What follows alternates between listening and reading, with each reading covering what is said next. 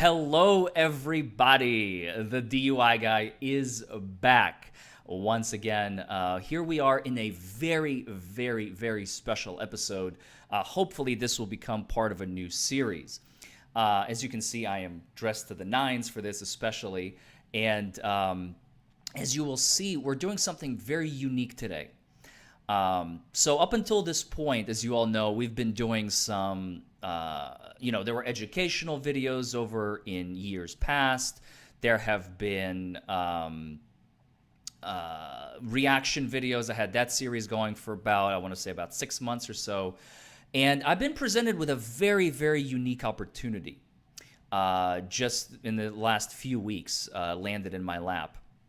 Now, his name is going to remain anonymous, as will be with all of these cases, unless if it's said somewhere in the video. I already warned him that if his name is leaked, then I have no control over that because I don't review the videos ahead of time. This is kind of the whole purpose of this particular series is I'm continuing in the same trend of I don't know what's going to happen. Now, I do know the result, and I am not going to leak it ahead of time.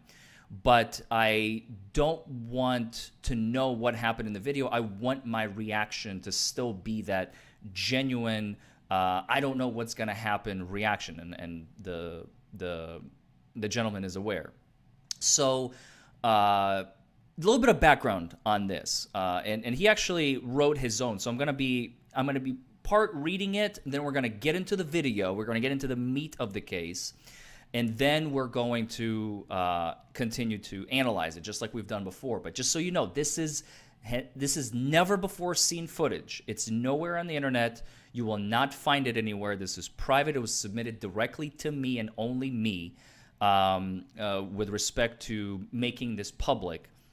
And so you won't find this anywhere else. There's no link that I can share with you for you to access this information like I did in the past. So without further ado, let's begin. We're going to call our protagonist here, we're going to call him Bob Smith, okay? We're going to call him Bob. So Bob wrote a very lengthy description. Like I said, we're going to go between the description to the video, then back to his description, because this is gonna give you like a full story of a case that actually happened. This is from 2017, so really not that long ago. It's a DUI arrest in New Mexico. So here it goes, and this is all with permission. I have this all explicit. He says, I am diagnosed with ADHD and a generalized anxiety disorder. I have been diagnosed with these two disorders for the last 5 years. To combat my ADHD, he says that he has been prescribed Adderall, 30 IR twice a day for his ADHD symptoms, and it's been working with great success. He says he has taken it consistently over the last few years to help him get through school, through work, to manage his life in general. And for the most part, it has helped, especially, he says, with fatigue. Apparently, he gets fatigued a lot, and you will see why in just a moment. He says, I work as a server, which requires standing on my feet for extended periods of time, often for many hours each day, walking on upwards from 8 to 14 miles a shift, especially on a double shift. He says I can go a whole 12 hours on my feet, eating, standing up, walking around each and every day. You can imagine how exhausting that might get, right? And by the way, one of the reasons I'm sharing this story, and I'm so glad that he has given so much detail, and we haven't even gotten to the video yet, right? Like, this is the meat of the case, of the actual DUI arrest. A lot of you are in maybe not the exact same position in life, but maybe similar, maybe completely different, but even remotely similar. This is going to be such a high value educational prospect for this scenario. I mean, it's unbelievable. It's unbelievable. And I'm so glad that I get a chance to share this with you guys. So he says, naturally, when I get off of my shift, I am tired. And standing on my feet, doing field sobriety tests, when I've already been fatigued, and I have a fatigued set of leg muscles. Not exactly what I imagined doing, but that is exactly what ended up happening on the night of my arrest. Okay, so here we go. On the night of my arrest, I get off of work. I'm driving from my work to my friends nearby. Listen very closely. This is the fact pattern. I'm driving from my work to my friends nearby, as he and I currently live with our parents, and since our parents go to sleep at early hours naturally, we can't exactly hang out in either of our houses and make any noise without waking them up. Therefore, it's not possible to hang out in our rooms and chill, talk, watch TV, listen to music, so naturally we go outside and hang out in our cars to be able to listen to music as loud as we want, which, let's face it, sounds like fun, right? Well, anyway, on this particular instance, I pull up to his house, parking directly behind his vehicle, okay? So the vehicle of his friend is in front of him, and he is parked directly behind his friend's vehicle. I exit my vehicle, lock it, put my keys in my pocket, and join my friend who is already outside in his car listening to some music, having just gotten off work himself. I proceed to enter his car via the passenger side door. So he is in the passenger's seat, right? We get in his car. His car is not on. And we chat, ask each other how work was, see if anything happened to us. And at this particular time, I noticed white overhead lights of an approaching police cruiser. At the time, which is 10 p.m. at night, it was dark, but I recognized the lights. As the lights came closer and closer, eventually stopping behind my friend's car, directly adjacent to where mine was parked, the stationary movable vehicle, I began to get nervous. Okay, this is key, and this will be it's going to be playing a big role in this, because I've read the background. Like I said, I haven't seen the video. We're going to be watching that together. I begin to get nervous as I was unsure as to why this cop was running my friend's plate. I proceed to exit my friend's vehicle, walking back to the driver's side door of my own car. And I am met by the officer of the patrol vehicle who asks me, what's going on? Why am I here? Why am I acting nervous? Etc. So let's go ahead and dive in, shall we? This is the video.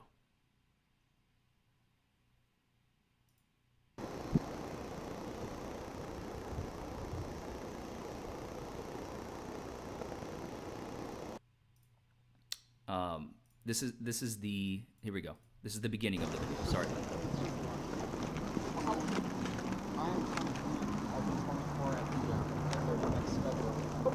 I'll tell you what, Daniel, hang tight. Let me talk to you to my partner, okay? Okay. Hey, man. What's happening? So, not a whole lot. So, I was just kind of cruising through looking for work, and find two cars. They're just talking. He comes out. I can tell he's more or less, in my opinion, under the influence of something. He flat out says, you know, hey, I have an Adderall addiction, that kind of thing. I'm trying to kick it, that kind of stuff. He has a prescription. Not a big deal. He wasn't driving or anything like that. But I'm hoping to see if he is. He wasn't driving or anything like that. Did you all hear what he said? He wasn't driving or anything like that. Listen to that again. That kind of thing. I'm trying to kick it, that kind of stuff. He has a prescription. Not a big deal. He wasn't driving or anything like that. But I'm hoping to see if he is safe to drive. Does that make sense? Yeah. If not, he can call a friend. So he hasn't been driving, but I want to see if he is safe to drive. Now, that is already a huge, huge red flag right there for any attorney. The officer has literally just admitted, that this gentleman has not been driving. I mean, that's crazy. That's crazy right out of the gate. Right? But I'm hoping maybe I can learn something from you today, if that's okay. I don't mean to waste your time. Okay. I just want to learn something from you. Check. Okay. Already, right out of the gate, listen to how red flaggish this conversation is. We're in the first. I'm telling you, I've never heard this before in my life. I'm listening to this for the first time, and I'm already. This is a pause the video moment for me. I'm just here to learn from you. If you don't mind, I don't want to waste your time. He wasn't driving, then what are you doing? Like, right out of the gate, this is already a bad case. Bad case, in my opinion. That's crazy. That is crazy. This cop, I don't understand what he's doing. I want to make sure that he's safe to drive. Unfortunately, we missed the conversation. We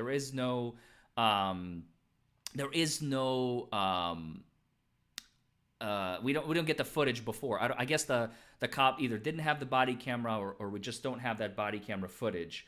But I swear, this is so red flaggish. Yeah, that's my word for today. Very, very red flaggish. So if we go back to the story. So I guess I need to read just a little bit more, because I was hoping that we would, like I said, I haven't seen this, so I don't know. I didn't know where it was going to begin. So I need to read a little bit more. So after he's met, our protagonist, Bob, is met by the police officer of the patrol vehicle, asking him what is going on, why are you here, why are you acting nervous, etc. And this, now I'm reading on. I explained to him that naturally it is cause for an anxiety-provoked response when in the presence of police officers.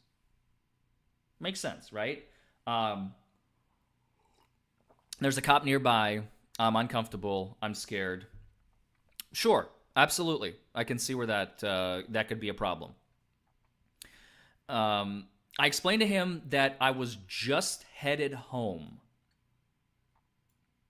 See, that's possibly why the officer decided it is his place to begin an investigation, even though it still wasn't.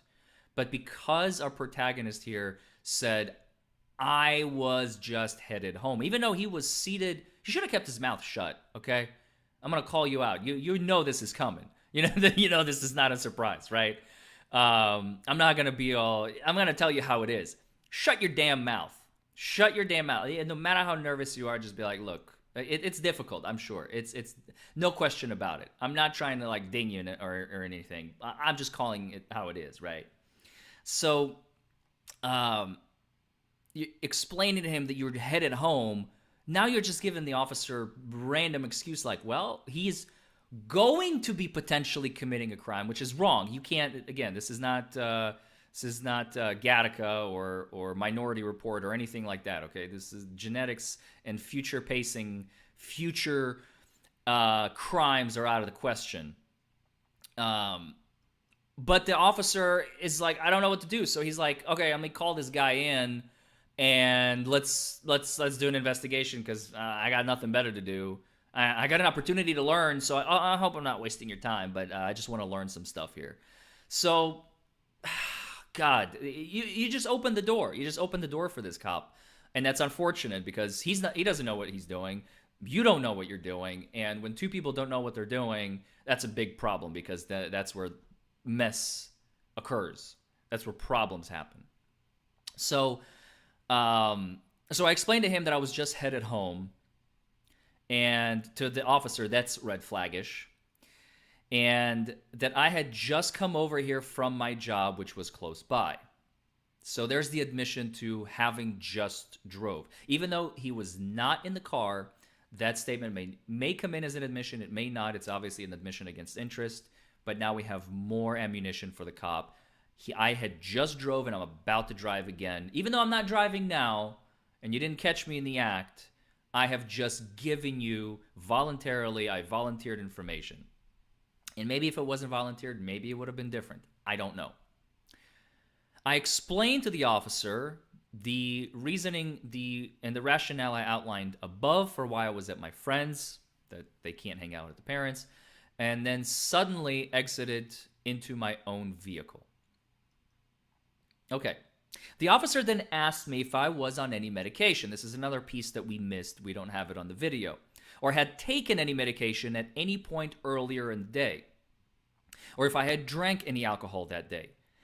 To which I replied that I was very nervous due to this unexpected point of confrontation with this cop. And I was also very nervous due to me going through a lot of things. Family, stress, job change, a change of city of residence. That's a lot of things. altogether. It would definitely cause a lot of anxiety for anyone, including myself, I'm sure. I also explained another pressing conundrum I was going through, which is an internal conflict I'm struggling with going through with regards to my desire to not take Adderall for ADHD anymore, or to be able to function how I do on it, only off of it, and that I was conflicted, torn up, nervous right now because I've been using and taking that as prescribed to help me through my midterms. And I was so nervous, especially because my parents negatively looked down upon me, discouraged me from using it, and furthermore, they would make my life more stressful for me if they found out that I was still taking it for school. And at this point, they thought I had stopped taking it, but I reinstated my prescription due to my own decision as a coping mechanism to help to get through one of my last semesters of college for my bachelor's degree. So this, this is invaluable background information. I think absolutely invaluable. This is the kind of thing you don't see on these React videos that I normally do. I mean, think about it. This poor kid is going through so much. He's got a job change. He just moved to a new place. He's on these medications that he feels like he needs to take. They're helping him, but his parents are against it, and he doesn't know what to do. So he's got all these internal conflicts, and he's laying them out again. Shouldn't have done it, but it is what it is. We already know the answer to that. Shut your freaking mouth. But since they're out on the table, now the officer is taking all of these things into consideration. So now he's got two things. He's got two things that you have completely volunteered. You didn't have to. Because when the officer arrived on scene, what did he see, hear, smell, blah, blah, blah, right? There was no alcohol in this case, by the way. If anyone, if we haven't mentioned that point yet, this is the time to mention it. There has been no consumption of alcohol and no consumption of illicit drugs that has been admitted to at this point in the video and in the description, right? The only thing we have is prescription ADHD medication. And think about the sheer number of people, how many people on this earth, and especially in the United States of America, are prescribed ADHD medication, right? So that includes a lot of you guys, you watching right now, I am sure, and you could potentially be in a scenario like this. That's why I think this is one of those absolutely fantastic cases to be able to share with you guys. So let's look at what the officer saw. When he arrived on scene, the only thing that he saw was two cars, both off, a driver and a passenger in one of them, and that's it. Don't forget, our protagonist is a passenger, okay? Our protagonist is a passenger. Now, spoiler alert, he's going to be charged with a DUI. Nobody saw that coming, right? So this all sparked from his conversation, the information that he volunteered to the officer. I drove there. I'm about to drive back, and I take prescription meds. These three things right here gave the officer, which again, still shouldn't have, still should not have, still shouldn't have, because no crime has been committed in the officer's presence that he can prove, and except through what we would call hearsay, right? That's it. That's all he's got, is that he says that he was driving. Well, maybe he's lying. Maybe he just, I don't know. Anything is possible, right? Anything is possible. So for the officer to even begin a DUI investigation, in my opinion, was wrong. But he was doing his job. And he feels that if he can get a potential future intoxicated driver off the road, he's done his job. I don't know. Seems far-fetched, but let's keep going. So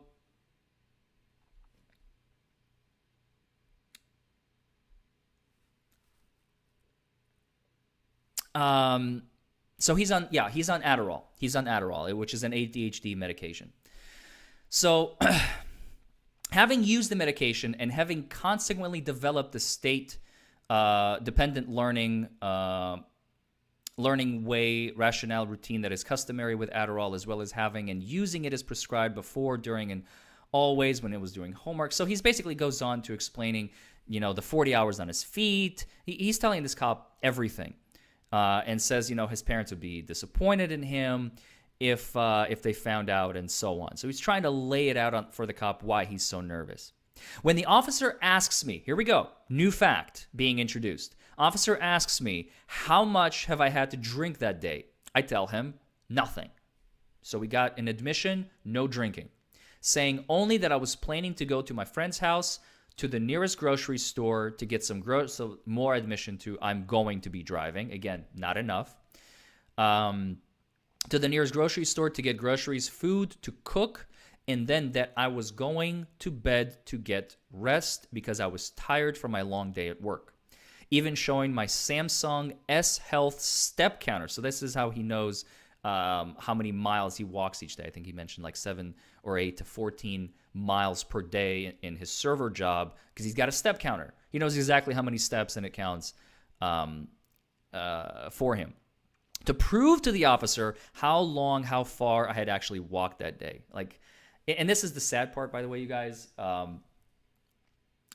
because we all are creatures. We want to tell the truth. We want to tell our story, but officers are black and white.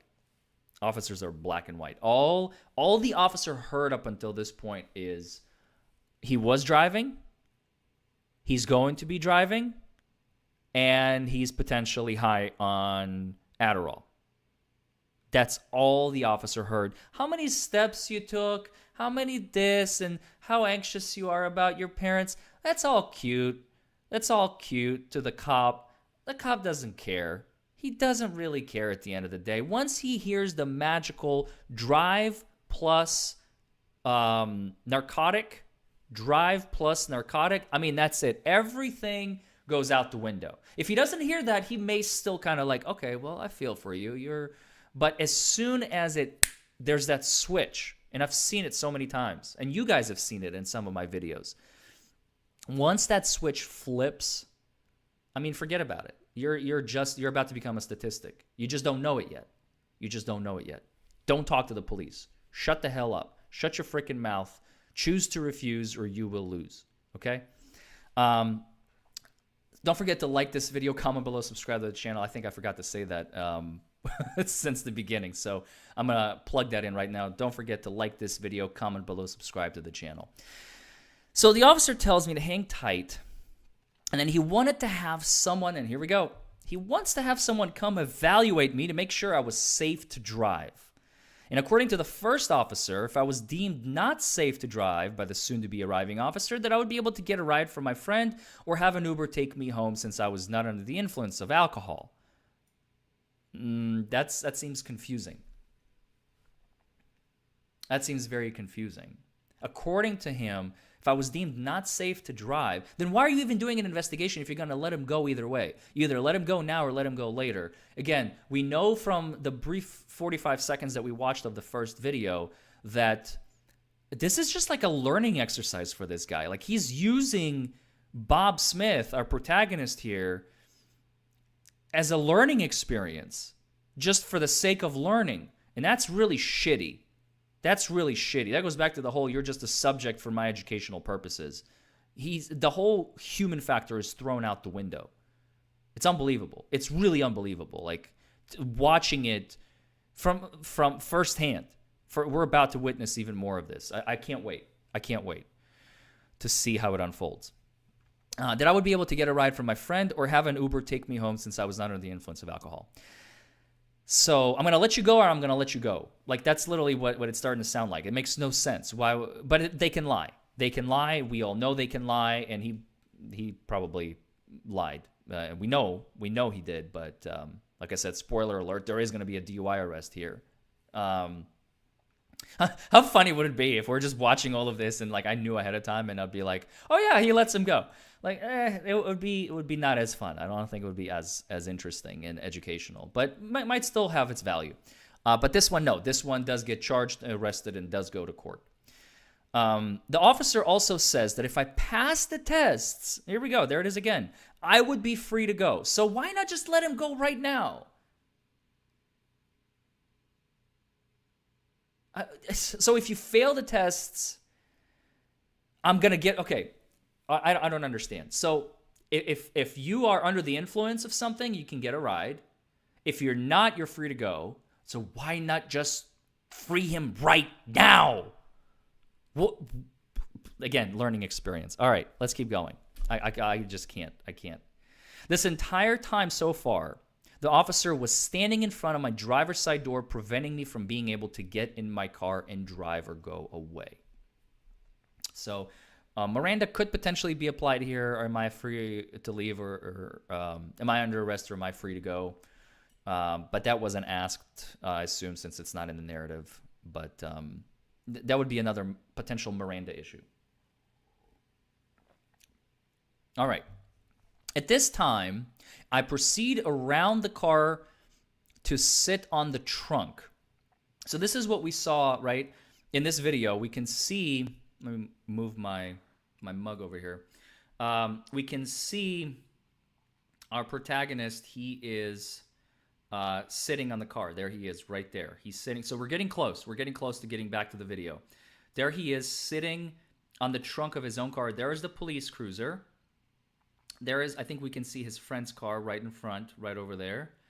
And our protagonist is right here. And the cruiser is right there. Okay? And then the two officers are right over here somewhere talking. So at this time, I proceed around the car to sit on the trunk, first asking the officer if it was okay to sit on the trunk, to which he replies, yes, that's fine. I continue talking to the officer because I was not under the impression I was doing anything wrong, had done anything wrong, nor that I was in any danger of being arrested. I agree. Getting into Bob's shoes, I completely agree. While sitting on my car, I tell the officer I'm in college, that I was diagnosed in college, that I had worked a long day, and that all I wanted was to go home. I mean, that's every case, right? I just leave me alone. I want to go home. I feel you. I want to eat some food, which I've been wanting to do, lie down, rest my body after a long, hard physical day at work. Here we go. The other officer arrives, introducing himself as a DWI unit officer, and asks me to hop off the trunk of my car, as I was sitting on the trunk of the car previously before his arrival, to rest my legs as they were shaking from exhaustion, soreness, and fatigue. All right. Let's get back into the video. Yeah, I was just curious. Okay. Curious called in sick days. Now that we got the backstory. Hello. How are you today? Good. What's up with you? I just got off of a long day at work and I'm hungry and was gonna go to Smith's or Albertsons to get some food and head home. And I honestly completely forgot about the 10 o'clock park rule. Okay. I mean, I just don't go out much in town when I'm not at work. Well, go ahead so. and step off your vehicle. Okay. Sorry. So how do you feel right now? I feel okay. I know my next destinations are to go get food and then go to sleep. So okay. And I'm just like exhausted in all honesty, and I'm having a blood sugar crash. It's been a long day. all right. What are you under? Are you under any drugs or alcohol? I have not had anything to drink. Okay. And I had some Adderall, the prescribed dose. But other than that, I'm just... What's the prescribed dose? 60 milligrams a day in the Okay. form of 2 30 milligram instant release tablets. All right. Are you supposed to be operating motor vehicles on that stuff? I mean, I have just fine. This is... No, is that what it says in the bottle? Does it say It says, please use caution when operating machinery until familiar with effects. And I would consider myself familiar with the effects.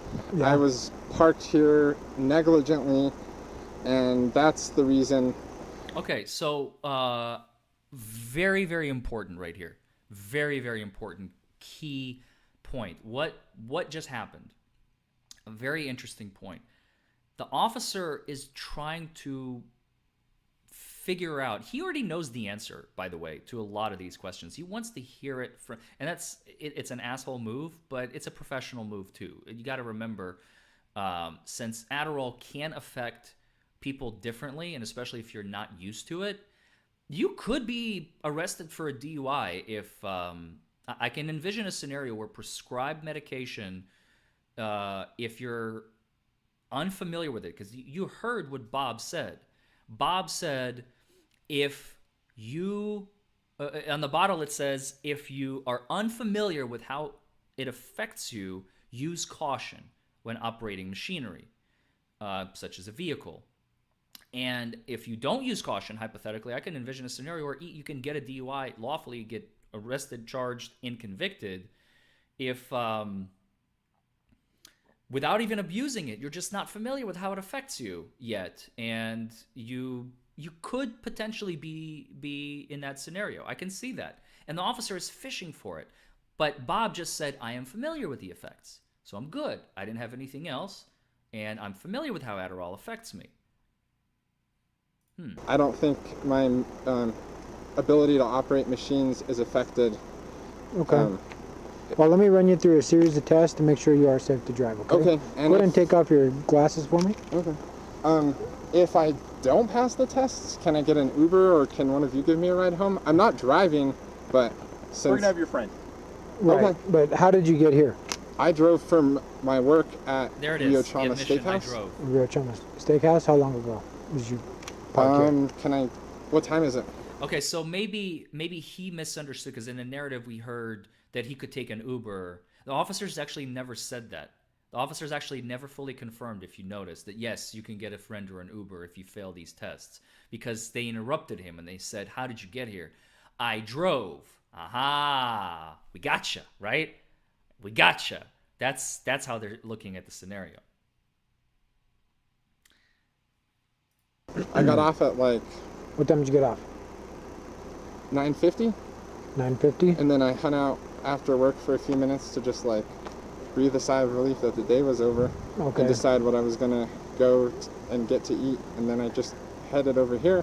Where do you live? Would you live here? I live off of Seiler and Rufina on Henry Lynch Lane. Okay, so the person you were talking with, did you call him and meet up with him or something? Yeah, and the reason we chose to meet up here is because, I mean, we just don't like to hang out after work at our work environments. Not that we're doing anything bad, but Right. it's just nice to like leave work as soon as possible Right. and then chill for a sec. But this is not a good place to chill, and Okay. I should have known better, but Well, let's see, okay? He's Because admitting to, like, being illegally parked and all that. I mean, there's no need for that, man. There's no need for that. I don't understand why you're telling the cop all of this. There's no need for that. we'll just have to see. okay.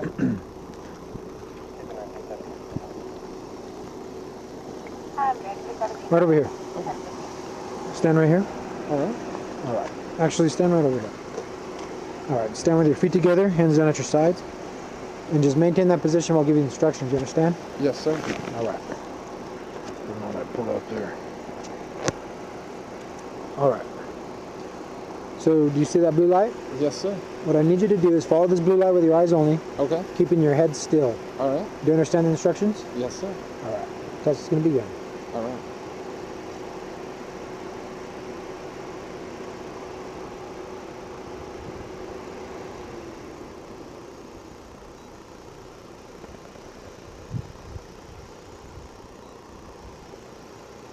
This is the horizontal gaze nystagmus that is being administered right now.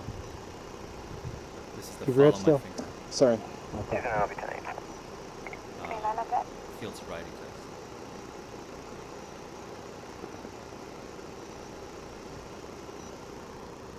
Keep your eye on the blue light. I'm trying. Okay. I'm sorry. What's I, it? while I was following the blue light, I, for some reason, was You just looked away. glancing to see if you were looking at me, which of course you are. But Right, I know. I apologize. Okay. Let's start over. Okay. Okay. Okay. I'm sorry. I'm just trying to be as We're chill as. normal people too, bro. Okay. Okay. Yeah. All right. This is Santa Yes, Fe, sir. New Mexico, for those inquiring.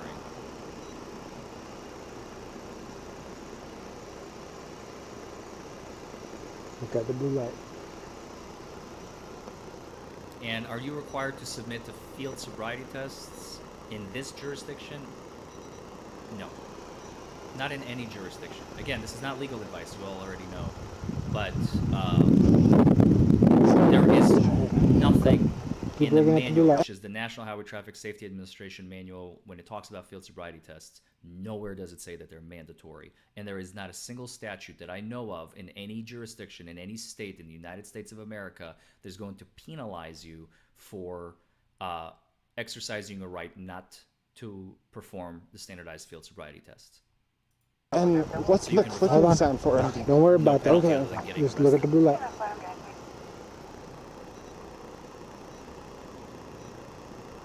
Most people have no idea you can do that.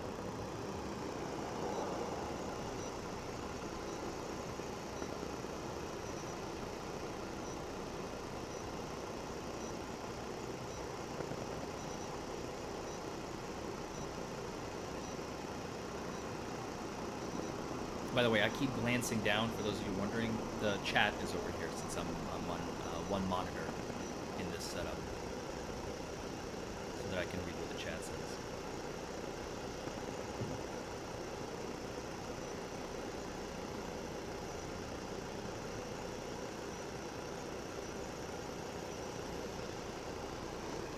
All right. Hold on one second. All right.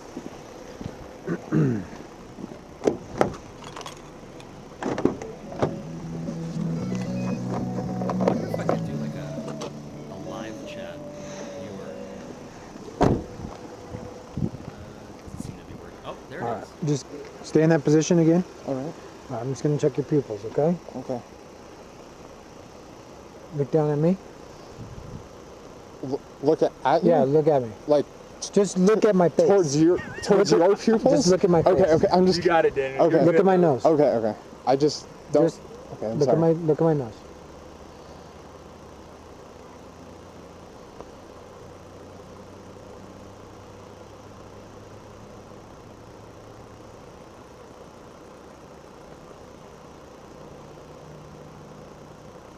Okay.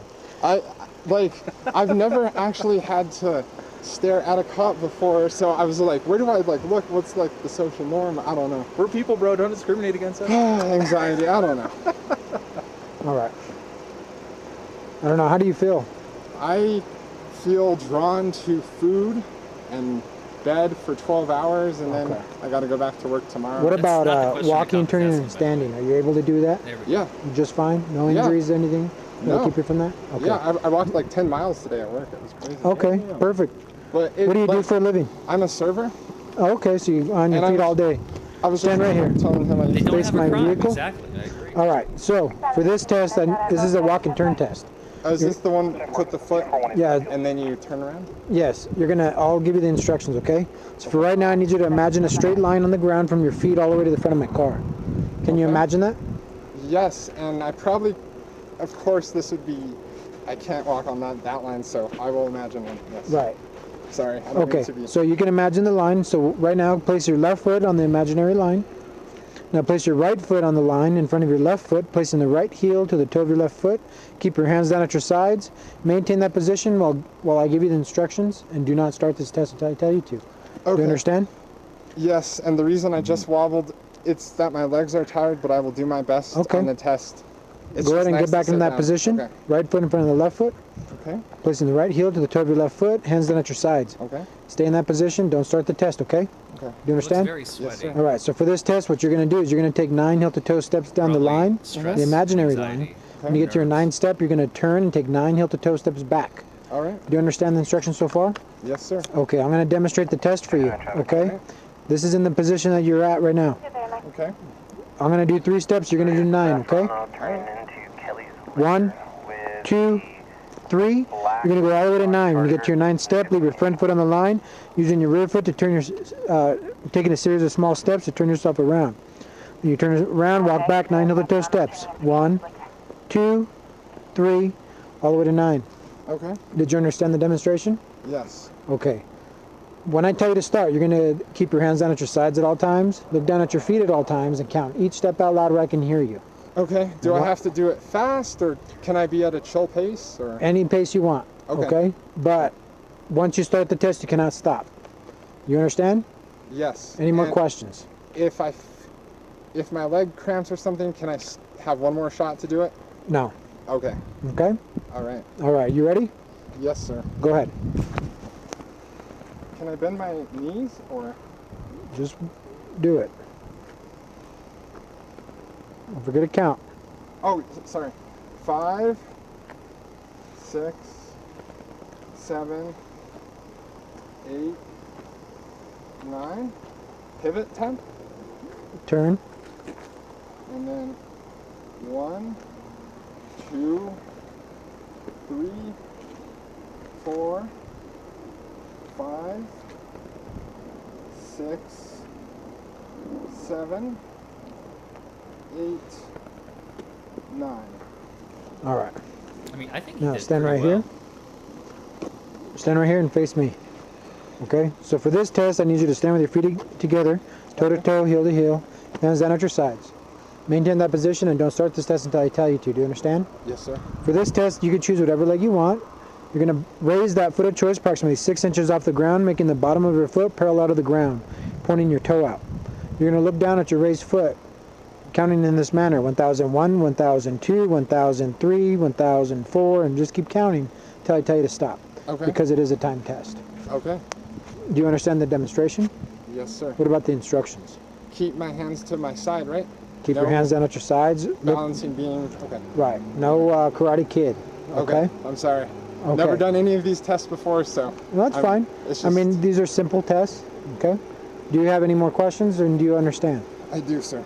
I don't have any more questions. I do understand. Okay. I'd love some water soon, but I'll pass all these first. Sorry. Okay. All right. I'll Are you pass ready? all these Yes, first. sir. I Go ahead love and his begin. confidence. I love it.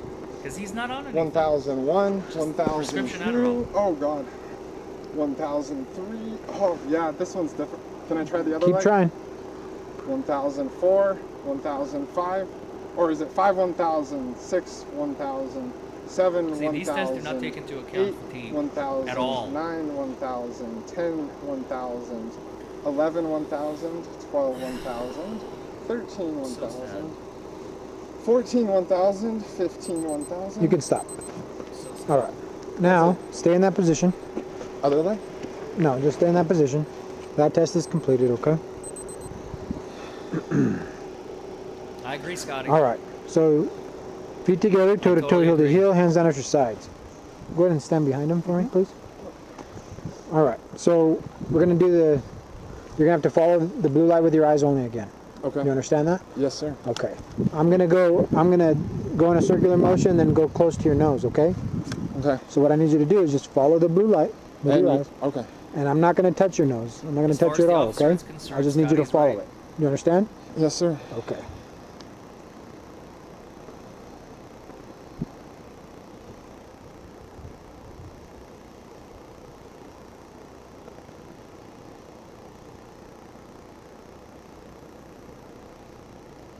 They do use breathalyzers, Okay. tater salad. Now, But this is not an alcohol case. that was lack of convergence, okay? I demonstrated that? Or that's what the test was? That's the name of the test, lack Oh, of okay, convergence. Okay. That's where both your eyes are supposed to constrict. They're supposed to go down like that. Mm-hmm. Not constrict, but they're supposed to Yeah, that's To converge. focus? Okay. I noticed I have had problems. Your eye didn't do that. One eye did, but the other one stayed to the left. The right eye focused, right? Left eye Focused? did not focus. That's what I've been. Okay. Okay, that's Why do you have that? Why do you know about that? My mom has been noticing it on me. She says it looks like you tilt your head one way or the other to like read and focus in on stuff. And I always tell her She that just it's, recently noticed that? Yeah, actually. Now that you started taking the medication or what? No, just over the summertime. Okay. I was on it, went to rehab in the summer. Okay. Well, are you in a rehab? I am not right now, Okay. But you went to rehab. and I did not like it due to the total lack of control and taking away my Jolly Ranchers. Okay. It just wasn't for me, and Right.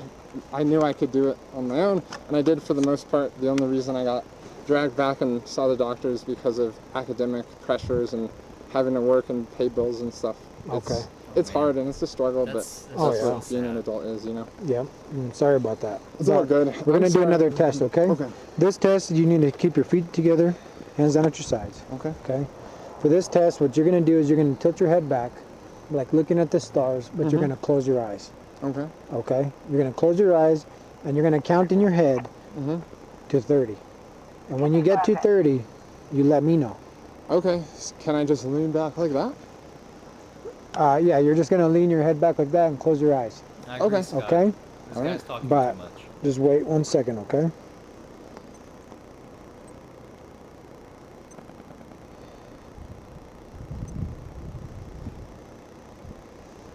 Okay, so go ahead and put your hands down at your sides. Tilt your head back. Go ahead and try it, okay? Like that? Not too far back. Like that? Just where you're comfortable, where you're just like I kind always of... feel like my head's large, so I shouldn't lean it too far back. Yeah, not too... I mean, credit to him to be able to do that. Normally, if somebody was impaired, leaning their head back like that, I think they would fall over backwards. So I think that's actually a sign of sobriety right there, if I've ever seen it. Because if you're messed up, especially really messed up, or even a little bit, you would lose your balance doing that stuff. I mean, good grief. Back, I'm but just thinking. just like you're Adderall looking is at an the stars, like amphetamine. that, okay? All right. You feel comfortable like that? His Yes, head is sir. like I just 45 wanted to Hands make up the sure side. I understood. Or Okay, 45, close 90 your degrees, eyes. I'm sorry. And start. From it's like parallel to the ground. Jesus. It's a 45-degree angle, I suppose. No, it's 90, right? 90. It's been too long with geometry. 90 degrees. Good grief.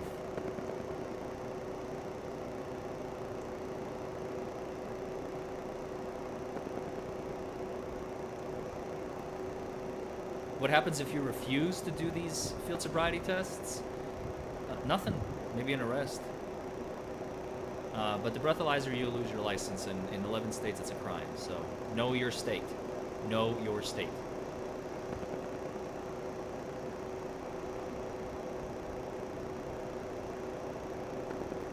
No, it's not methamphetamine. 46. Methamphetamine is a man. complete. I was like, whoa, I whoa, should've- whoa, whoa, whoa, whoa, whoa, whoa, whoa, whoa, whoa, whoa.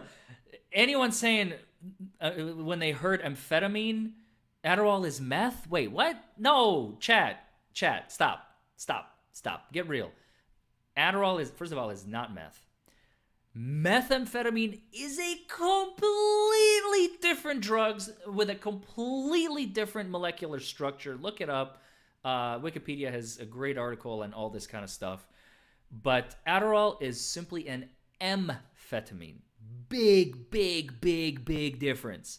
A lot of people, I think I would venture to say, it wouldn't be that much of a guess to say probably about 50% of the adult population, and actually not even adult, it might be the general population of the United States of America, is on some type of amphetamine, or will be at some point in their life. Probably way more than 50%. Probably way more.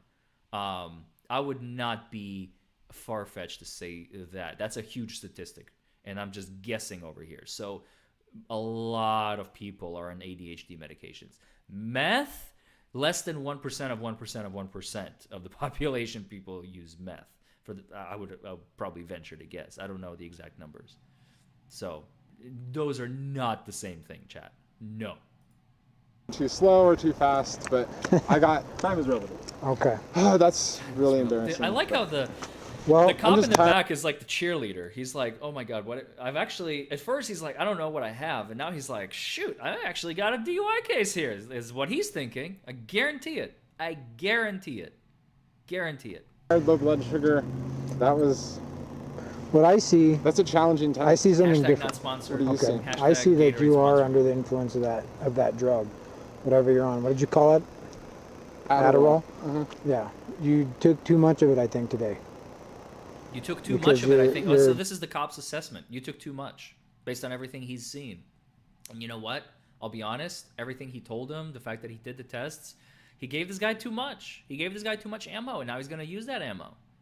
What do you think? You're just going to walk away from this after all of that? I mean, it's sad. It's really, really sad. Shut your freaking mouth. Don't talk to these guys. Nothing good will ever come of it. If you're squeaky clean, great. Fight it in court. Don't fight it on the street. Up there on that shit. Okay? And I could see that. It's very... And he just I can agrees see with it. him. You think I'm high? Okay. Okay, I'm high. And, Okay. and being that you're driving like that, it's very dangerous. very, very dangerous. Okay, I can tell the cottonmouth. It's just because I've walked a lot. You can't drink that much at work, and He's right. I know. The I know. officer is this is the biggest problem, all right?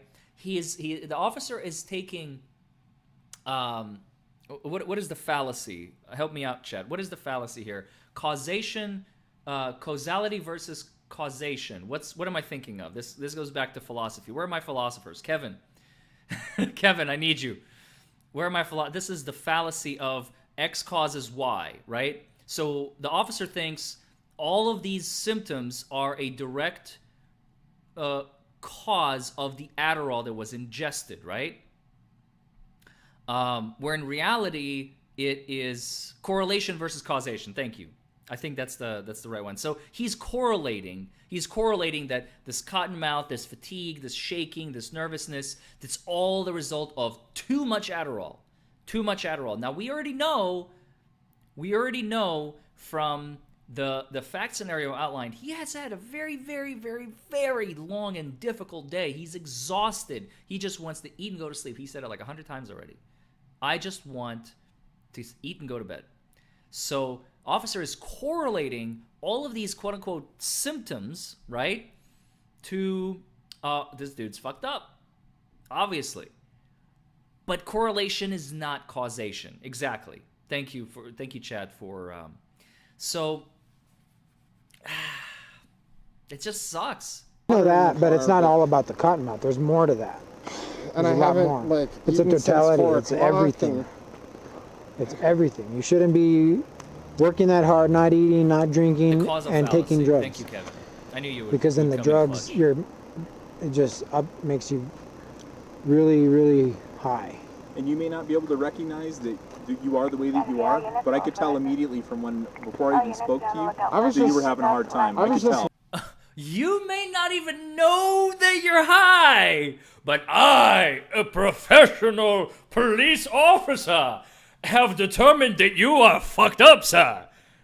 Turn around and put these metal thingies in your hands.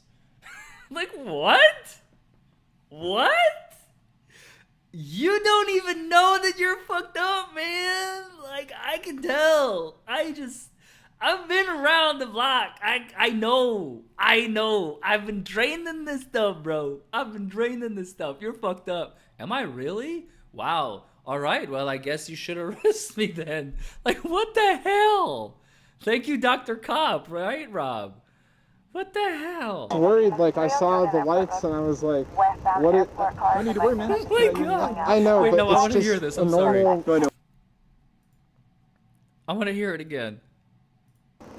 It just makes you really, really high. And you may not be able to recognize that you are the way that you are, but I could tell immediately from You didn't even before I even know. spoke to you, that you were having a hard time. I was could just tell. worried, like I saw the lights and I was like, what it... I need to worry, man. You're not doing anything wrong. I know, but it's just... You didn't do anything wrong. I know, but I can tell you were under the influence is what I'm saying. So I could tell you were having a hard day and there was more to it, okay? That's why I was talking to you. Just stress, you know? No, I hear you, man. We all got stress. We get it. And I'm not... Okay, they're definitely playing bad cop, good cop over there, if you guys haven't noticed. The guy in the back, the initial investigator, he's the good cop, right? Dude, I get it. It's okay. You had a hard day, blah, blah, blah. Where meanwhile, is this guy's like, how'd you get here? What are you doing? You're under the influence. I have determined you're under the influence. I mean, this is a clear good cop, bad cop. I mean, just, oh my God. I'm not trying to get in trouble or anything. Right. So. But that's the thing is, I'm with the DWI unit, okay? My job is to make sure people on the street are safe and people aren't driving under the influence. So right now, there's enough for me to arrest you for DWI right now, for being under the influence of this drug, Adderall, okay? Okay. So... Can I get a ride home or something? And I didn't see him drive. He was in the passenger seat. I was parked. I was. Yeah, not... but that doesn't matter. You already admitted to driving here. See, there it is. That's the thing. I didn't see him drive. Doesn't matter. He admitted to it.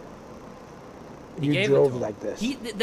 There it is, right there. I want you all to listen. This is like, there's a textbook lesson here. Listen very closely to this one more time. Home or something? Can I get an Uber? And right? I didn't see him drive. He was in the passenger seat. I was parked. I was. Yeah, not... but that doesn't matter. You already admitted to driving here. He was in the passenger seat. I didn't see him drive. Doesn't matter. He already admitted to driving. Boom. Don't talk. Stop talking. That's the thing. You drove like this. When was the last time that you took your pill? Talk this way into a At DUI 4 arrest, o'clock in the right, Scotty? afternoon. And How many? I took one because I was Truthfully, because you're pretty high right now. I on took that. one to wake up. I think an officer is also mixing up exhaustion versus being high. I don't know what time this guy woke up. We don't have Bob's wake up time in the outline. By the way, I don't know. Bob said he might be in the chat. Bob, I told him that if his account username in any way, shape, or form reveals his name, to log in under a different account. Bob, are you in here? Are you watching this with us? I know we've been here for about an hour. He knows that I was going to be doing it at the time that we talked about. Bob, if you're in here, if you're in the chat, let us know. The trouble going to sleep last night. I want to know what time you woke up, because think about it. I don't know. We may actually find out in the video in a second. I don't know. But if you, oh, there we go. I am taller than you are. Okay, great. So that's Bob, by the way. Say hi to Bob, everybody. Hey, Bob. He's the guy in the video. Hey, Bob. So, Bob, if you don't mind telling, what time did you actually wake up in, like the day before? I know this is 4 o'clock in the morning. So what time did you actually wake up? I'm curious. How long have you actually been awake at this point?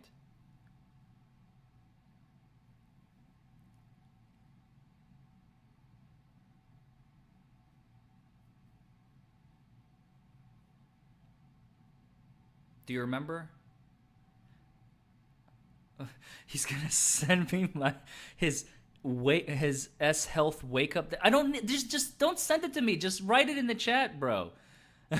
I don't need like verification. We're not going to court for this. 8:30. 8:30. Okay. 8:30 in the morning. So he has been awake. He's been awake for 20 hours, nearly 20 hours, working full shift. He's about to go to bed, right? I mean,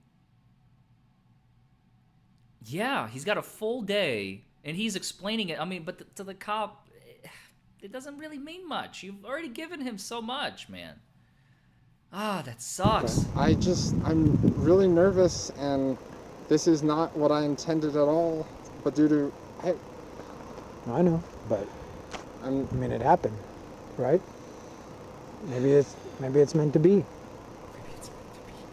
Maybe it's meant to be.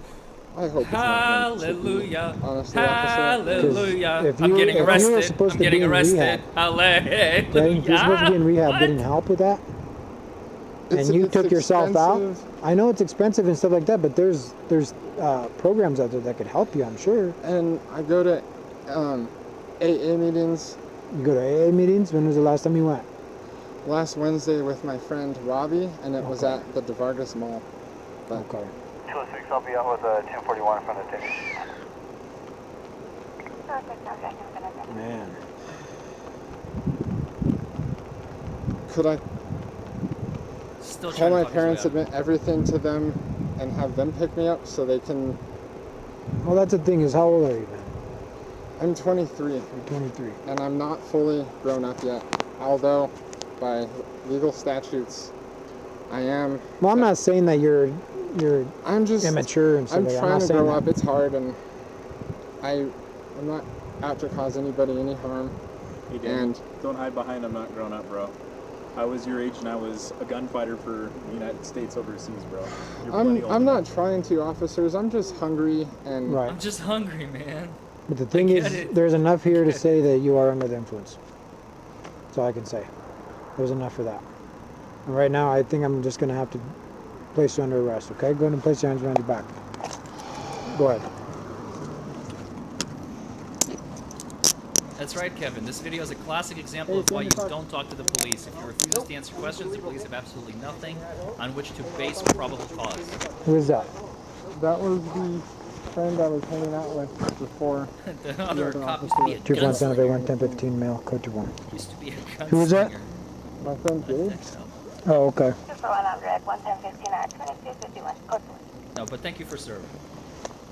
Just making these are solid and they're not going to hurt you. Who's that? Friend? Go ahead and stand up here.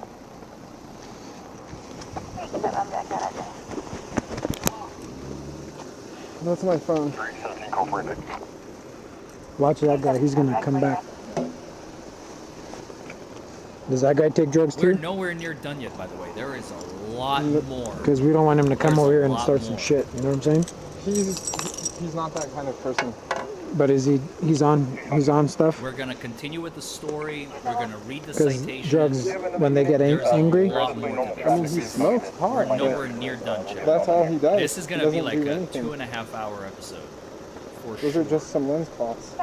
At least 2 for sure. yeah, but usually people hide shit. I We're know. only about halfway I'm there. not one of those people, officer. They're going to be out on the roof garden. Those are some crumpled up receipts from my check. Get back. 5400, 38 Golden. I was calling it wrong. Where'd you keep him? I got him here. They're on the phone? 134, go ahead and finish. So we'll give him. We'll take this one. You take your house keys. Okay.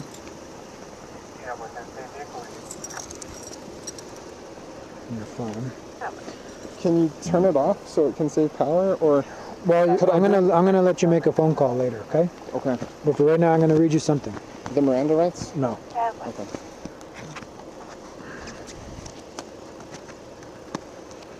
All right. Because being that I know that you're under the influence of drugs and not alcohol. We have to do a breath test. Okay. Okay. Then after the breath test, then I'm going to ask you for consent to take your blood. Okay. So for right now, listen to me. I'm about to tell you something important. You are under arrest for DWI. The New Mexico Implied Consent Act requires you to submit to a breath test to determine the alcohol content of your blood. After you take our test, you have the right to choose an additional independent test. If you choose to take this additional independent test, you have the right to a reasonable opportunity to arrange for a physician, a licensed nurse or laboratory technician or technologist who is employed by a hospital or physician of your own choice to perform an additional... Wait. Bob says, I got the cop kicked off the DWI unit after filing an internal affairs complaint. Huzzah! Victory for the good guys. I actually did not know that. Thanks for sharing. Chemical test. The cost of this additional test will be paid by the law enforcement agency. Do you agree to take our test? Yes, sir. Okay. I cannot force you to take our test, but if you refuse, Okay, so he's you will agreeing lose to your do New Mexico the driver's chemical license and test. non-resident operating privilege for 1 year. If you are convicted in court of driving while under Spoiler the alert, influence, he you may also refuses receive a later. greater sentence because you refuse to be tested. Do you understand? Yes, sir. Your right to speak to an attorney or remain silent does not apply to the requirement of New Mexico law that you take a breath test. Do you now agree to be tested? Yes, sir. All right. Now, this is the blood test advisory. Listen to you me. read the breath test I'm about to advisory? tell you something important, including a right you have. You are under arrest for DWI. I'm requesting that you consent to have your blood drawn and tested to determine the alcohol and or drug content of your blood. You have a right to refuse to consent to my request. If you refuse to consent, you cannot face criminal penalties for your refusal. Do you understand that right? You want me to read that to you again? Yes, please. I'm requesting that you consent to have your blood drawn and tested to determine the alcohol and or drug content of your blood. You have a right to refuse to consent to my request. If you refuse to consent, you cannot face criminal penalties for your refusal. Oh, so you cannot face criminal penalties. So New Mexico is a no-crime refusal state. So in New Mexico, you should refuse. There you go. He just gave you the answer. Do you understand that right? Yes, sir. I would like to refuse the So chemical test. I'm sorry. and submit He consented to the breath test, and he refused the blood. There we To go. the breath On the video. test? Hold on one second. Let me finish this, okay? Okay. So you said I know you you understood refused, the but right. let me just finish However, reading. Maybe you'll refusing change your mind. consent has other consequences in accordance guys just with the New Mexico relentless. Implied Consent Act and state law. Those consequences may include losing your New Mexico driver's license or non-resident operating privilege for 1 year. Additionally, the fact that you refuse consent may be used as evidence against you in a court of law. Do you understand these consequences? No, I I know will they didn't submit to the offer it, but he test. just read it to you earlier. I will Bob. submit to the breath Just test. don't worry about it. It's Right, but irrelevant. do you understand these consequences? Yes, so if I refuse to lose take my the test, no license. criminal penalty can befall me. However, I can lose my license for a year. No. However, refusing consent has other consequences in Well, the accordance breath with the New test wasn't Mexico. needed because they suspected drugs, not alcohol. So the breath test, they knew would show 000. Why would they administer a breath test knowing you're going to pass it with flying colors? They don't want good evidence. They want evidence against you. You know what I mean? So why would they get good evidence on you, man? That's nonsensical. I'm here to fuck up your world, man. I'm not here to help you. Like, you kidding me? I'm a cop. You know what my job is. Come Implied on. Consent Act and state law. Those consequences may include losing your New Mexico driver's license or non-resident operating privilege for 1 year. Additionally, the fact that you refused consent may be used as evidence against you in a court of law. Do you understand these consequences? I do. I will submit to everything because I'm not happy about how this night went, and Let me finish this card before you keep speaking. I like Sorry. how he's like, Additionally, I if know, you I know you consented- answered. I know you answered, but let me give you another opportunity to maybe you'll change your mind.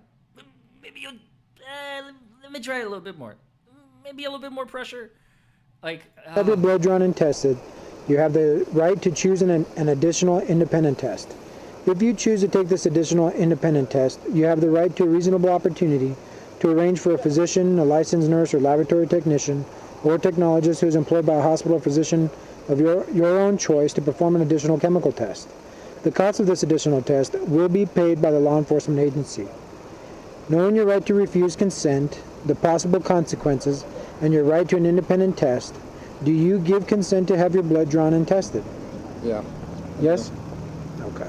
oh, so he consents now, but we know he refuses. At any time, you can always I mean, refuse. Bob already said in the Okay. chat he refuses, and we will get to. It's I not know- just I know now. he refuses. Okay. Thank you, officer. Not from the video, but from other go back here. information that I have received and reviewed. I think Right it's in the here. citation. Sorry. It's all right. You're going to have And then, to like I said, Bob already sit admitted. because you're tall. Well, try it. Okay. Watch your head. There you go. Scoot yourself back like that. Could I maybe have them front handcuffed? I'm just so I can sit. If not, I understand. Yeah, but no, it's. I just figured I would ask. Maybe later, Until we but go, right can I now. like sit like this or? You can put your back all the way on that if right. you want to. Okay. That'll, Also, by the way, for those of you wondering, Bob agreed. I told him I don't really have anybody to and I don't know how to do this myself, but maybe eventually. If you guys want your face blurred, if you have one of these videos you want me to review, by the way, if you want your face blurred, I will make that happen. It will obviously cost me some money and time, but if these videos attract attention, this, like I said, this may be a new series. So this is the very first one I'm doing. I'm just kind of testing it out. Bob said he has no problem. I just don't have the technology. I mean, I do. I just don't know how to work it, honestly. And I don't have the time to invest into it. So if you guys want me to air these in the future, by the way, let me know. Like I said, we're nowhere near done. We still have a whole lot more to go. I just wanted to do this little plug-in right here when we have a lot of people. If you want your face blurred, I will probably be able to make it happen in the future. I just don't have it right now. probably be best for you since you're so tall. Perfect. Okay? You go all the way back of it. There you go. You can put your feet on the seat. All Not a right. problem. You So good? just- Yeah, yeah. Okay, watch your foot. How long was it?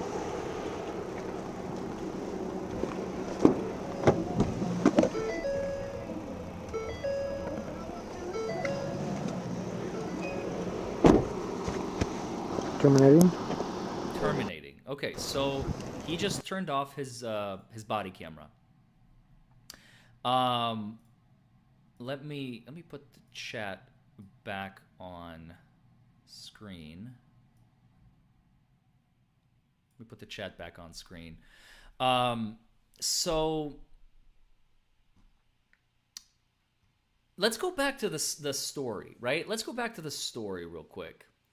So the other officer arrives, introducing himself as a DWI unit officer, asks me to hop off the trunk of my car. You know, we saw all of this. So let's hear in Bob's own words, right? As I was sitting in the trunk of the car previously before his arrival to rest my legs, they were shaking from exhaustion, soreness, and fatigue. Okay? Hey, Grimsbar. He has me run down everything for him, too, and I proceed to repeat the entire aforementioned synopsis of my night to the other officer. He asks me when did I take my medication, and I told him I took one in the morning, one in the afternoon, which we just heard, before the start of my second shift. He then asks me if I would be willing to perform field sobriety tests, to which I reluctantly and apprehensively only agreed to because I did not think I was in danger of failing them. Little did you know, Bobby. Before beginning the tests, I told him I worked all day. I'm hungry. I'm tired. We heard that at least 3 or 4 times in the video. And my legs are tired from working all day. And likewise from walking around all day on them at work. I explained that I just need to eat some food as I'm having low blood sugar. He then asked me if I have any disabilities that would prevent me from reasonably completing these tests, to which I say I have no physical disability, but that I have the ADHD and the GAD, which is the generalized anxiety disorder that we talked about previously. And that I'm very hungry, perhaps even currently going through a blood sugar drop, right? So, I mean, it's not diabetes, thank goodness, for you. For purposes of the case, I mean, could you argue you may potentially exhibited diabetic symptoms? Probably not. But it's something to keep in mind. Definitely something to keep in mind. Don't forget to like this video, comment below, subscribe to the channel, hit that notification bell, and join on as a member if you're so inclined. He then takes off my glasses, which we have seen, puts them on the hood of my car. Being that it's at night, I am nearsighted, hungry, on low blood sugar, made the situation and circumstances unideal. That's very mildly put. I would say annoying as hell. Especially for maintaining my line of sight, such as during the walk and turn test. The officer then continues with the standardized field sobriety tests. And by the way, there's more video to come. I don't know if I mentioned that yet. There's a lot more video. Especially for maintaining my line of sight, such as for the walk and turn test. The officer then continues with the standardized field sobriety tests, instructions, and demonstrations.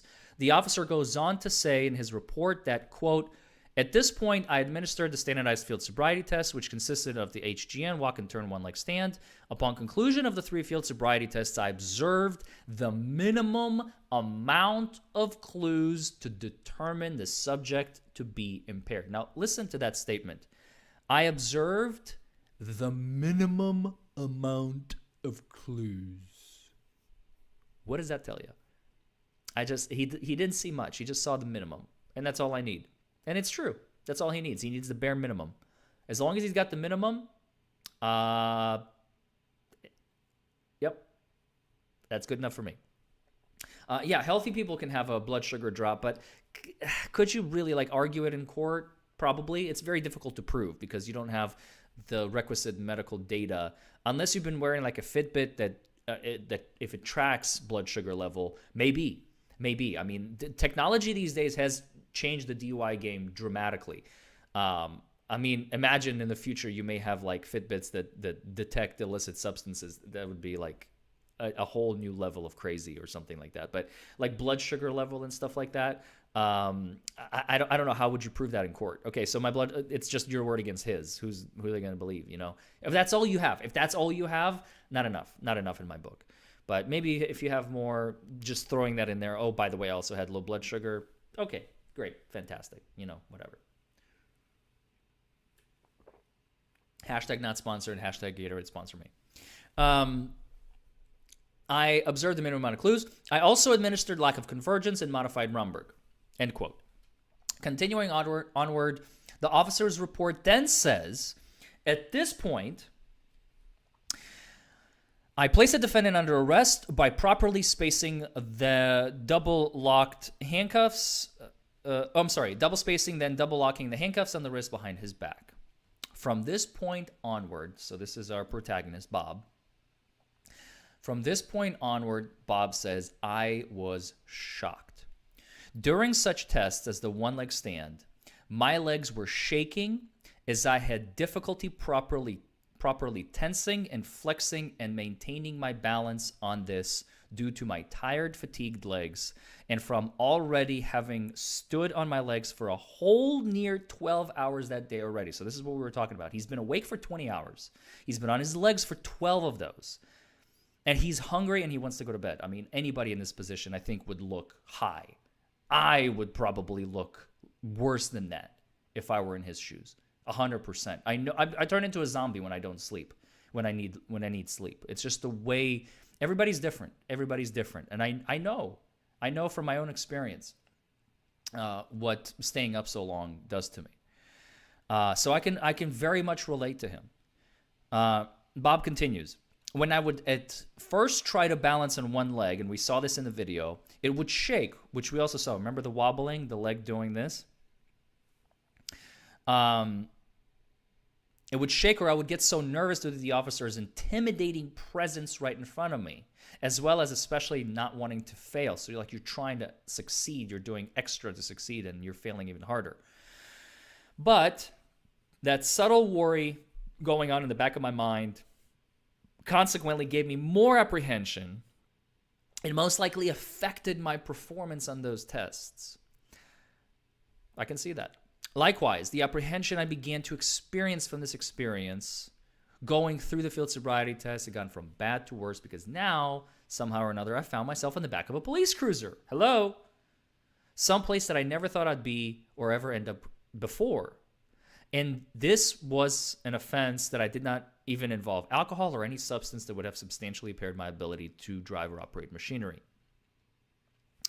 Once in the back of the cop car, he read me the implied consent rights, not the Miranda rights, which is true. We saw that on video, advising me all about chemical testing, to which I at first agreed to, but then reconsider once actually taken to the hospital. So we're going to see that in a moment. The cop closes my door, and I see him and the other cops search my car without my permission. This is where the video turns off, so we don't get to see this part. But under their lingo, they were just taking an inventory of the vehicle. We're just inventorying. Standard. Just like when I used to work at Macy's, we would do inventory. Now I just do inventory on your personal vehicle. Fascinating, officer. Fascinating stuff. They open the trunk. Oh, my goodness. And they find my empty Adderall prescription bottle in my backpack located in the trunk of my car. So not only do they open the trunk, they open the backpack to find that. Whew. Wow. Wow. Wow. Wow. Okay. I had just filled it 2 days ago. The cop asking me why my bottle was empty when I had just filled it. I mean, that's just adding even more, doesn't it? Because the cop suspects you took so many. He probably thinks he just downed that whole bottle at that point. I mean, again, circumstances. You got to get into the cop's shoes. What is the cop thinking? Why is he thinking that? What is making him think that? The bottle was empty when I had just filled it 2 days prior, was stunned when I perfectly articulated in a calm, coherent manner that I don't take all my pills with me wherever I go because that's a stupid idea, having learned the hard way before when previous coworkers stole my prescription while I kept it at work, and then I merely kept the prescription bottle with me to validate that I actually have a legitimate prescription for it. See how no good deed goes unpunished. That's all I'm going to say. The cop then asks me, don't you know, or doesn't your medication tell you not to drive or operate machinery under the influence of this medication? To which I replied, actually, officer, the medication says use caution when operating machinery until familiar with the effects, which is what we heard in the very beginning of the video. The cop was silent after this explanation because I think he was trying to pin me misusing the medication. I agree completely. He then asks me what the money in my driver's side door was, to which I replied were my tips from working all day. So now they're trying to turn him into like he's selling these fucking things. Oh my God. They're looking for anything and everything that they can to get on this kid. This is ridiculous. And again, being in the officer's shoes, not unreasonable at all. Not unreasonable. He has a full bottle, filled it 2 days ago. He's got a bunch of cash. They're all missing. Probably sold him $5 a pop to his classmates, you know? Like, that's not unreasonable to think. Get into the officer's shoes. Get into the officer's shoes. Forget that he's violating the rights. Just forget the rights for a second. Look at the facts, okay? Look at the facts, because right now, the officer is not concerned with the law. He's concerned with the facts. Hey, George. It has been a while.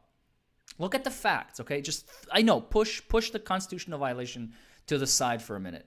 I'm just saying, look at everything the officer is gathering and what picture he's getting in his head.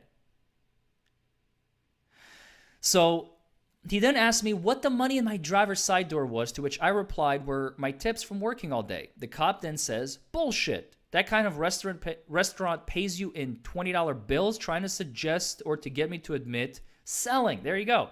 Which I adamantly deny. Finally, the cop accepts my explanation. I highly doubt it. I think he just came to terms with it. I doubt he would just be like, yeah, I believe you. But putting my money in my wallet and taking it with me to jail so it doesn't get stolen in the car that's about to be towed. That's good. The cops are also very suspicious that I have marijuana in the vehicle. Why? Whoa. This is the first time any mention of marijuana is coming. They're suspicious that I have marijuana in my vehicle. Why? This is the first time. There was no smell of marijuana. There was no admission, right? Making sure my hand is visible. I'll use this hand. There was no smell. There was no admission to smoking. Why are they suddenly, oh yeah, maybe there's weed? Huh? We already got Adderall. Let's go find some more. Come on, Johnny. Let's go search in there. Okay. The cops are also very suspicious that I have marijuana in the vehicle, with them saying in the lapel car search dash cam video that I obtained via an inspection of public records request ahead of time to keep looking, quote, keep looking because there has to be more marijuana in the car somewhere, end quote. Thankfully, all that they can find are crumbs of marijuana under 1/10 of a gram and some marijuana ashes. Okay. So they find a little bit. Some crumbs. That's what happens when they get in your car. They find all this shit, right? Man. The officer returns. By the way, I think completely illegal search, especially if he did not consent. But inventory search, they're going to use the inventory search exception. They're going to try the search incident to arrest, which has its own limitations. But a lot of judges don't really care about what the law says. They just will side with the cops. As soon as the cop says, yeah, search incident to arrest, they'll be like, yeah. And then but the law, Your Honor, works for me. I've seen it so many times. The officer returns asking me if there is anything else I would like for him to get from the vehicle, to which I politely and respectfully ask him to retrieve and grab my battery charger, a portable charger, so that I could charge my phone on the way to the jail, so I could have my employer's numbers to call them as soon as possible to let them know I wouldn't be able to make it to work in the morning.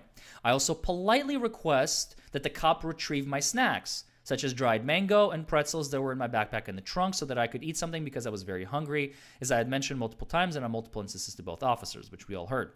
The officer denies this request. Yeah, screw you and your low blood sugar. You're my subject now, Bobby boy. You're under my control, son. You hear? I'm not taking care of you. And I was in shock. I was still in shock at this point. I was humiliated, embarrassed about the gravity of the situation that was beginning to sink in with me. Somehow or another, while the cops were searching my car, I was able to get my phone out of my back pocket to call my girlfriend, scared as hell, telling her what happened. I was also able to leave a message from my mom to let her know as well where I was and what happened to me. The cop refuses to give me or get my phone charger or my snacks. The cop then takes me to the hospital. Okay, so let's stop right there. Let's stop right there and go to the next video.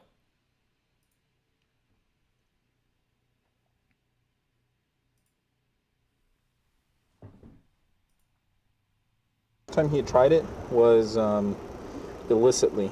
60. This is where the video starts. This is, by the way, he On just the turned the 20th, camera 2 on. days? Yeah. Jesus Christ. Okay, here we go. This He is said the this first is the time part he we had just tried read. it was illicitly. 60. Uh-oh. On the 20th, 2 days? Yeah. Jesus Christ. Okay, September 20th prescribed 60 pills, and now it's empty. Another question. Is it? We just found your pill bottle. Why is it empty? I don't like to bring all of them with me if it gets stolen or something. I bring what I take for the day, I know you're not supposed to do that.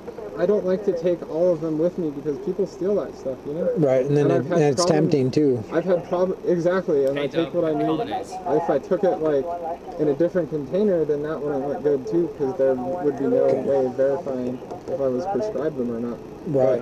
But I just don't know really what to say in this case. But Right. they're in my room inside the container. Okay. But how many did you take in the past 2 days out of 60? I took 6. 6? Mm-hmm. That's it.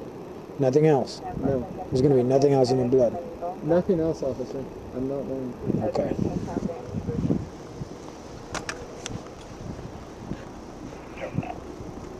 He said he doesn't bring them all with him. I don't buy it. I don't buy it. Probably it selling. says. Did you find it? It says these are caffeine. Yeah, he could be selling. Giving them to his friend. Anyway, I don't know if that was indicative to your investigation, so I'm not They're seeing just it making in his assumptions backpack. now. They have every right to, because He does have food things with him. don't add up. That's what happens when officers get half of the data. They fill in the rest just like any human Judo would. or something. Yeah, that's his wallet. You can see it in there. Someone check it. There's no common sense involved here.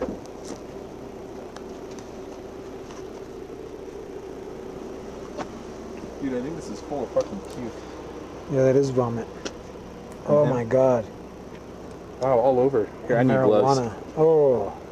Here, let me grab gloves. And there's a ton of money.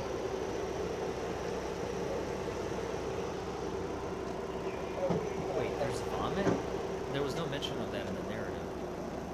Can you fill us in? And there's marijuana. There's the marijuana. Bob, if And you're there's still in the paraphernalia pipe. There's a bunch of money. There's marijuana. chat, can you fill us in? What is this vomit that they're talking about? So Hey, this Red guy's Rex. under the influence of a lot I of think stuff. he's selling his Adderall, bro. He's With the cash? he's selling it and using it. See, they're for making two. assumptions. That is so gross. Okay, what do you want from here? You got all the paraphernalia, because I'm gonna charge him with paraphernalia, possession of marijuana, You got a and just let me know. you got a paper bag. You want me to put all that paraphernalia in your unit? I may have one. I have one in the back of mine. Do you have one? All right, I'm gonna go get his blood and start that process, okay? All right, man. And then if you whatever you Do you want me find, to photograph this in place? yeah.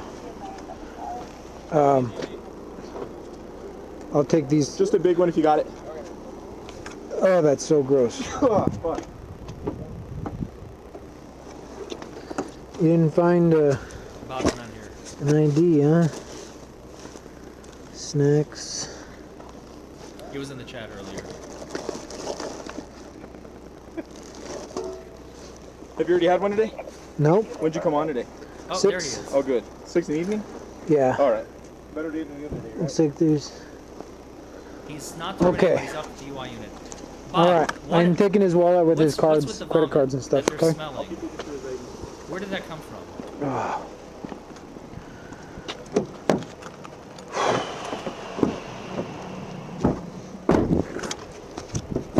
All right. Did you vomit all over your car? I did the other day. I had And tacos from Taco Cabana, and I was not able to clean it up, and it was disgusting. here. And I'm sorry. It's gross. And Well, there's marijuana and drug paraphernalia. Okay. That's your wallet. So you're under the influence of marijuana as well. Oh. I have not smoked recently. It smells like it's recently. Okay. And all that cash on the door?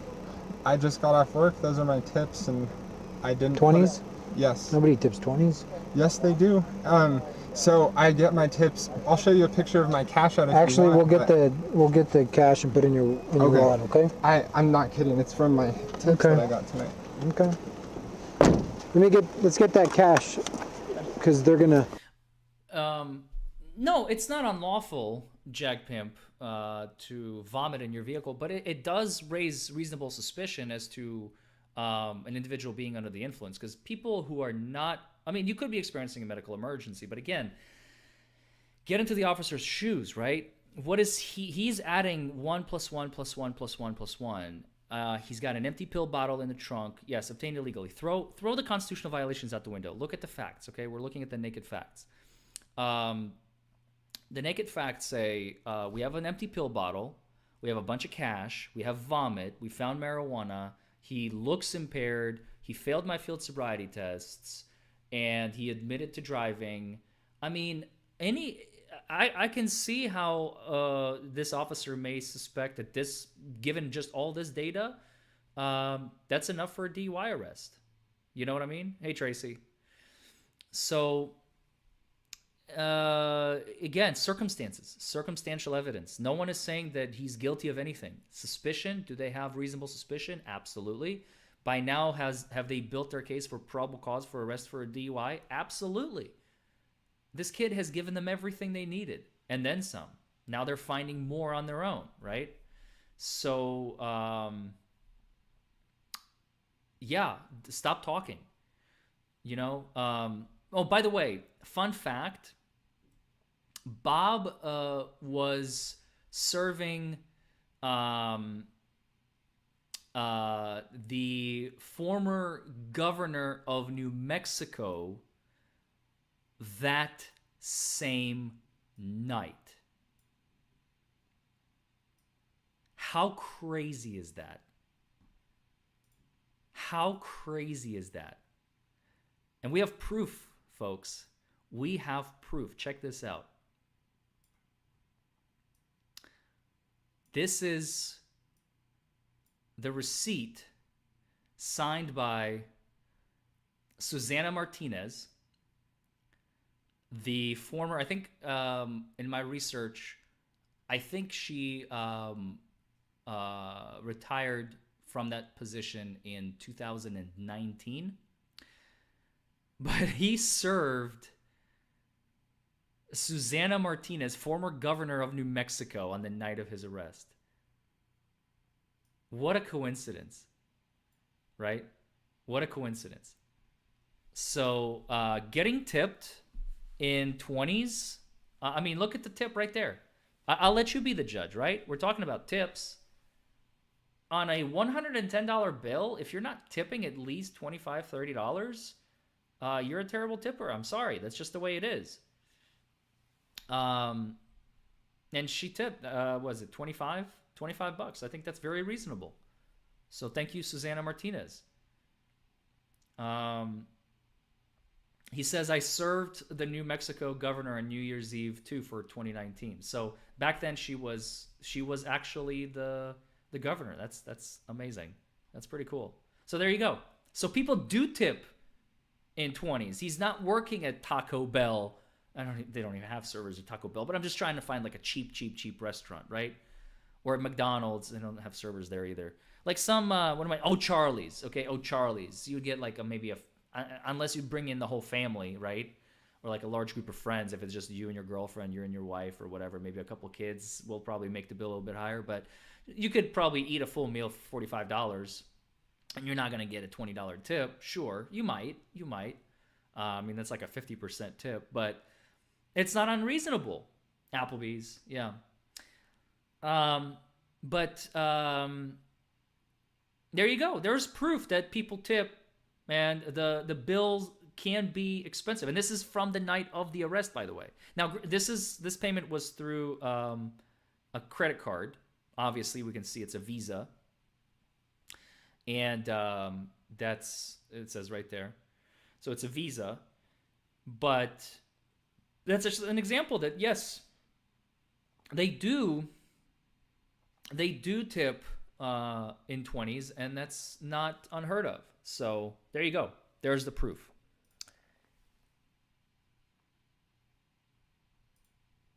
Don't want that to disappear. All right, let me get this side profile and I'll photograph it and I'll take We don't want that cash to disappear. Hey, thank you. Appreciate you. No problem. Hashtag not sponsored. Hashtag Gatorade sponsor me. Don't forget to like this video, comment Just below, doing subscribe what to I'm the getting channel, hit paid that for. notification bell if you haven't already. This gonna be your last one, though? For 6 months? Well, I doubt it. Look at that. I don't think it's not going to be the last one. Your lights are fucking it up. Let's just get the cash. Yeah, he said he vomited because he had tacos. He has a history of vomiting, bro. This is not just one puke. It's not even like really clean. I think he's just that could have been from this morning. Think so? Unless he just doesn't care. I don't know how you could drive in it. Every jurisdiction is different. Did you hear that? Maybe I'll do a video on that in the future. Yeah, bro. I think he's slinging. Do It your could be his research. tips It's all money. available online. That's what he said. His tips. Those are his tips. Like keep it in your car door. It's usually Okay. very simple. Usually there's If you could grab it with your gloves. Oh yeah.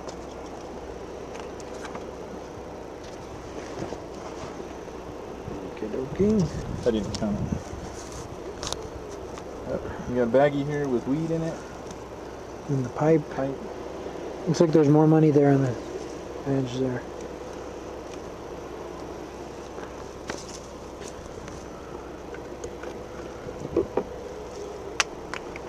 So now they think he's a drug dealer. He's got a bunch of 20s. He's got weed. He's got cash. Potent sleep and pain. 24% THC.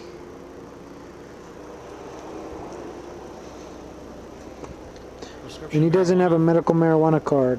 with no medical marijuana card. They're No, he saying- just, I don't think he does. He would have said. They usually do. Ooh, I don't Paraphernalia. know what to smell, bro. How much marijuana is there? Oh, is it? That's it? There's like nothing in there. There's like nothing in there. Okay. I'm not going to charge him with the marijuana because there's really nothing in there. Didn't get lucky. But they did end up charging him, though, by the way. We'll get to that in a moment. Come on! You're a backup! Evidence guy. Daniel LMC.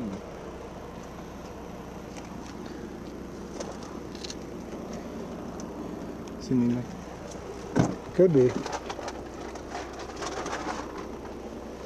Right by your foot. The other part fall into the car.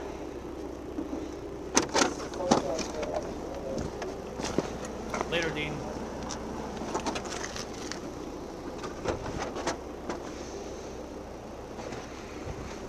Hey, he's got Red Bulls and caffeine pills, bro.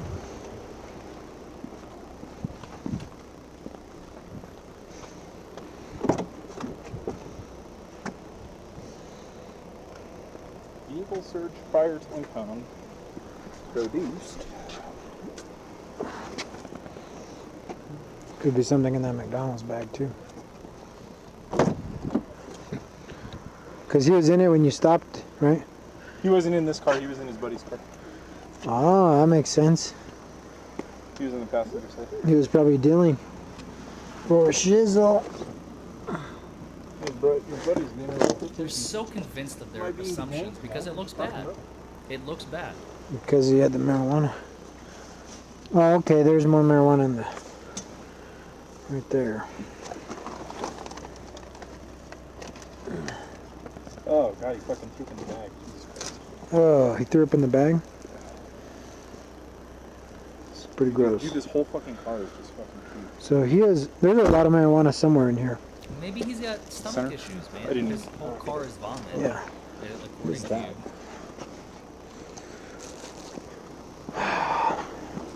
you. I could probably scrape up enough marijuana to charge. There you go. For shizzle. For shizzle. For shizzle. This guy's so excited. You use registration or anything? Yeah. Actually, So- no, I don't. Oh. You an MID?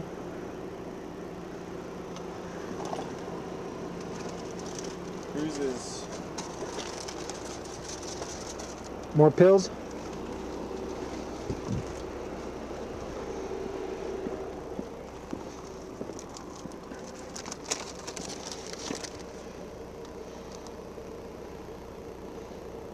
Is that his name, Daniel McCormick? Yeah, that's him, but I don't know what the pills are.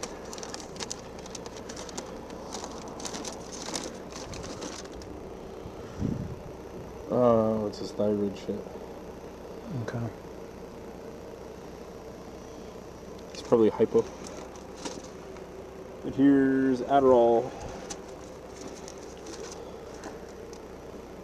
821. Yeah, so we get some. So you every got month. more 821. Oh, So we get some 821. monthly. at the same time? So 821 and that one was 920. 920. Yeah. You need his insurance or anything? No. I'll just run the plate. 6.8. Amphetamine salt combo. Amphetamine. It is Freya. It's a very good educational video. 30 milligram tabs. In about 3 minutes, Hope we're it going doesn't to throw get up in my to unit. finish the narrative, get to the citation. Amphetamine salt combo. Let's check that center council real quick. Fuck that paperwork. Alright, sorry brother. Let's see if there's a bunch of marijuana in there. Holy shit, bro. What is it? That's what I thought? Oh my god. Or throw up? No, probably. Here, can you go to the other side? Let me Give see. light? Let me just look. I'll look. There's a prescription vial for Kansas covered in fucking. Feels bad. Weed man. all over the place. But what is in that?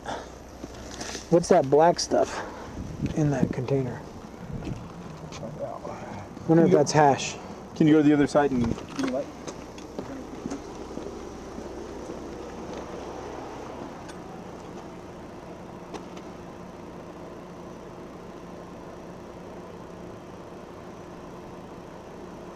You got it? Give me just off center. Okay, take it away.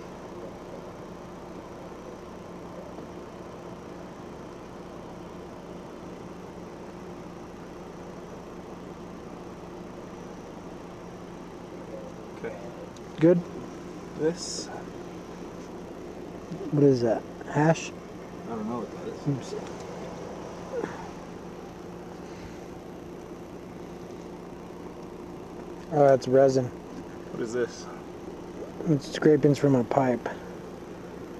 We can almost These are in a move on little to the next plastic section. bag. We got about a minute left of this search. Never seen those before. Probably vitamin. Supplement. Yeah, this is just ash. He ashes his pipes in here, and when he's out of marijuana, Oh, those are the ash? the Full Hash ash? browns. yeah, the resin. Okay. Chad You want said that with it's it? hash browns. So we'll charge him with that too. It's still marijuana. Okay. Well, So there you go. Nah. He just went from I'm not going to charge him to I'm going to charge him. Spoiler alert. I think I he's got enough charged with marijuana. possession. Don't forget to All like right. this video, comment below, know. subscribe to the channel, hit Bueno, that bye. notification bell. that's everything. That's everything. All right. Actually, do you think I should take this now? Okay.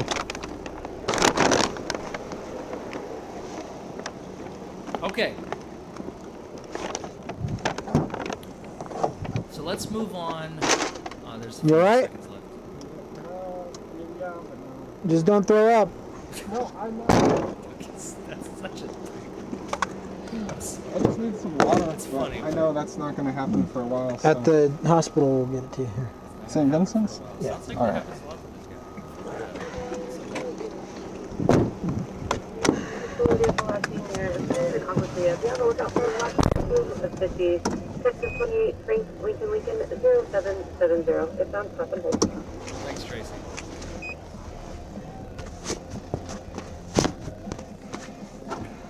I'm in that area. Go ahead and put me on it. And he said the first time he had tried. Okay. All right. So that concludes the second portion.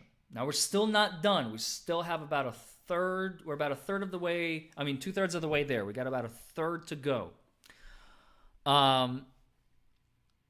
He says we're going to continue on with the narrative, and then we're going to get. There's one more video at the hospital. It's about 10 minutes long, I think.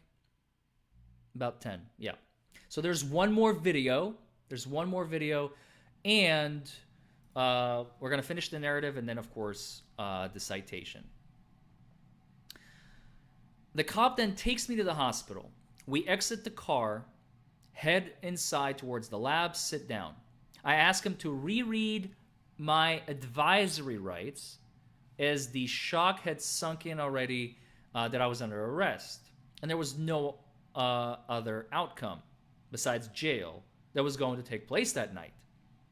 And then the puzzle pieces, the possible obscure defense angles to the case, as well as my own personal defense and pursuit of my own well-being finally set in. So this is all happening at the hospital. After running through the arrest in my head multiple times while watching the cops search my vehicle, while waiting for the cop to transport me to my vehicle, you mean to the jail, I think.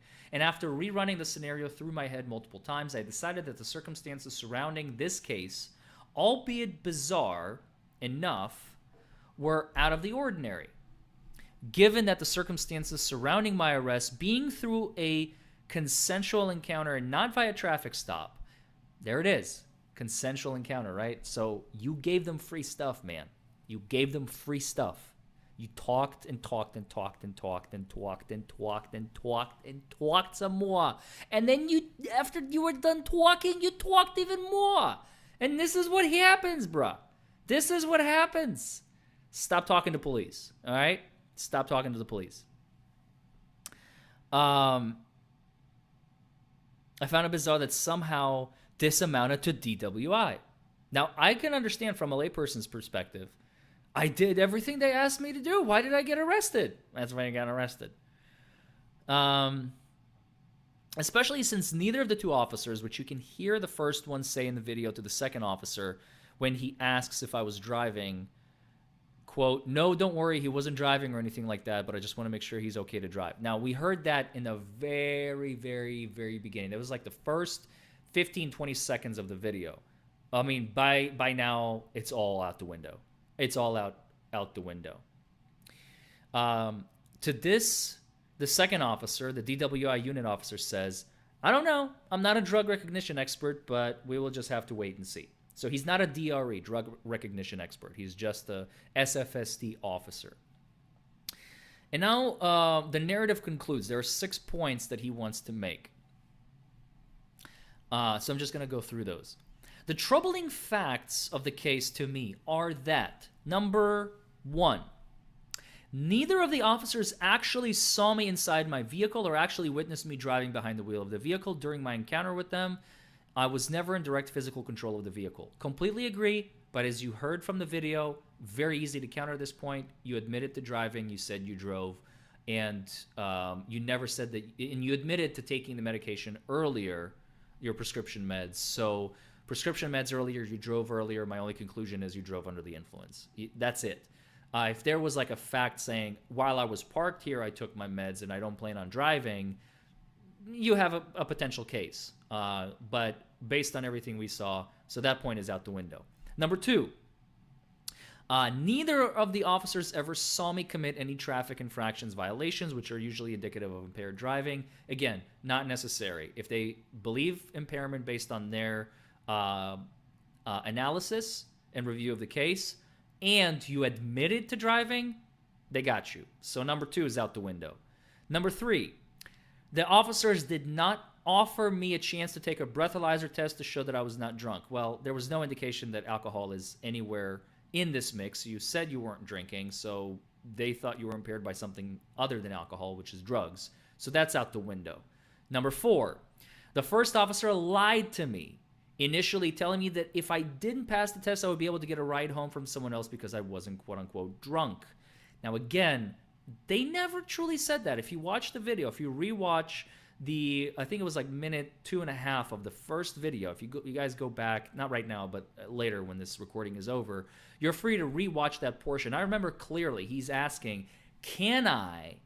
And the other guy kind of starts to say like, yeah, that should be okay, kind of. But then our DWI investigator goes, wait a minute, how did you get here? Did you drive? Oh, I drove. Well, yeah, you're not going home, buddy. So that point is out the window. Number 5, the officer took my nearsighted glasses off when he had me perform the tests. Now, this one I will half agree with, because when the officer is performing the horizontal gaze nystagmus test or the vertical gaze nystagmus test or both, they are required to ask you to remove your glasses so that they can see your eyes better and clear, because the glasses can obscure your vision. But as soon as that portion of the test was done, he should have allowed Bob to put his glasses back on, and he never did. So here I agree. So for the first time, the first 4 points, as you saw, were immediately debunked. But the 5th point I will half agree with. After the HGN, the VGN, there was no VGN done, I don't think. But the horizontal gaze nystagmus, he should have allowed Bob to put his glasses back on. That was a mistake. But not so, but he never asked for them. You gotta be proactive about it. You can't just wait for things to happen to you in life. Same with interactions with police. You know, if you need a refund on an airline ticket, you're not gonna sit there and wait for the airline to call you and offer you to give you your money back. They have your money. They're not interested in getting it back. You gotta get it back. You gotta reach out and tell them, hey, I want my money back. And then they'll still try and fight you on it. Okay, well, we got to transfer you up to customer service. You may speak to my supervisor. Here, listen to this lovely music. For 30 fucking minutes while they're trying to play this game. They're not actually going. It doesn't take them 30 minutes to get a supervisor on the line. It takes them 15 seconds. They're just hoping that you're like, I don't want to waste my time, so screw it and hang up the phone. You got to be active, be proactive, okay? So they took your glasses. Hey, can I get them back? When can I get them back? Can I get them back now? No? When do I get them back? Ask. Officer will never help you, okay? Very rarely.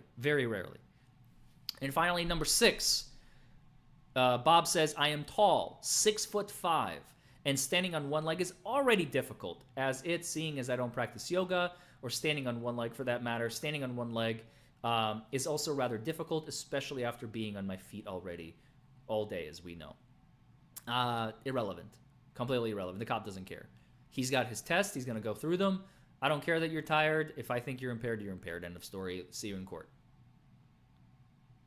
Okay? So, out of these 6, 5.5 debunked, you'll get a half point. Sorry, Bob. The truth hurts. But it's the truth. So there you have it. Now, let's get to the final portion. We're here coming up on 2 hours. This is one of the longest streams I've ever done, just because this is a very, very special episode. Don't forget to like this video, comment below, subscribe to the channel, hit that notification bell if you haven't already. So we're about to dive in to the last portion. But before we do, I do want to do a brief, quick look at the citation. Okay, you guys ready?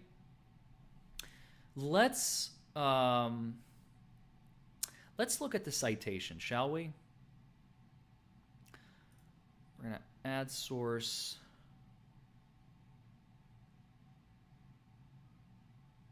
And we're gonna open up the citation.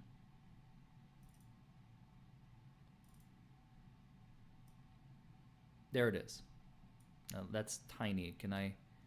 No, I can't. I can't zoom in that way. Let me just do it this way. Let me do it the good old-fashioned way with a screen capture. We're gonna do it this way. Here we go. We're going to do it this way.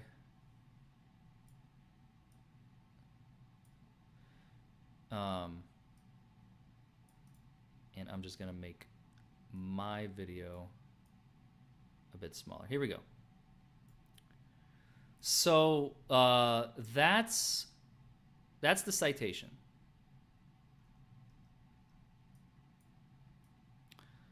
I've redacted all the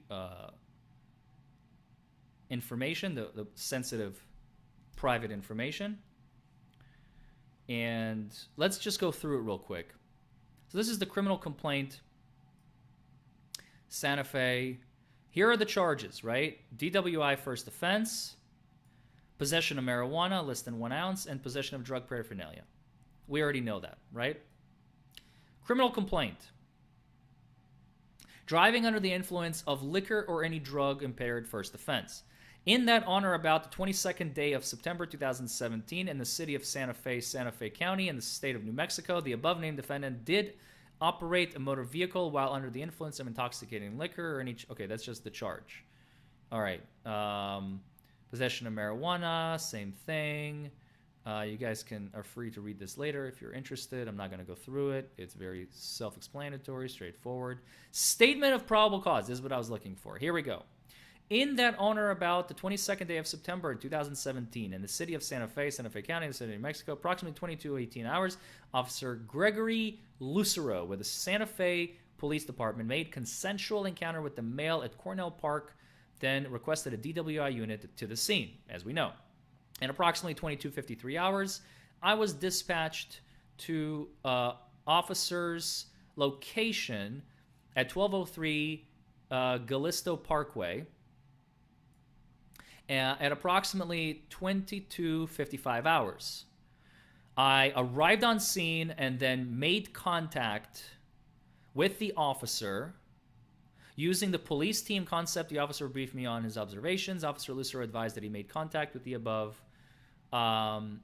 named defendant who seemed to be under the influence of a drug. Refer to Officer Lucero's supplemental report for more detail. Well, I don't think I have access to it, but we're doing good at this point. At this point, I made contact with the above named defendant. When I made contact, I introduced myself as DWI officer with the Santa Fe Police Department. And the above named defendant identified himself by providing a photo of his New Mexico driver's license. At this point, I asked the above named defendant if he consumed an alcoholic beverage or any drug prior to driving. The above named defendant advised that he did not consume any alcoholic beverages, and the above named defendant advised... My chat just crashed.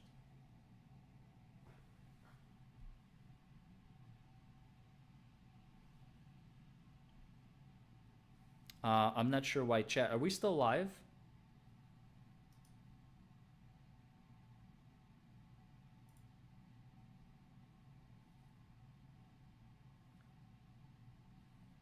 Okay, we're still live. I don't know. Chat just crashed. That was weird. Okay, that was... I'm just trying some new things here today, so I guess I just need to refresh it. Okay, we're good.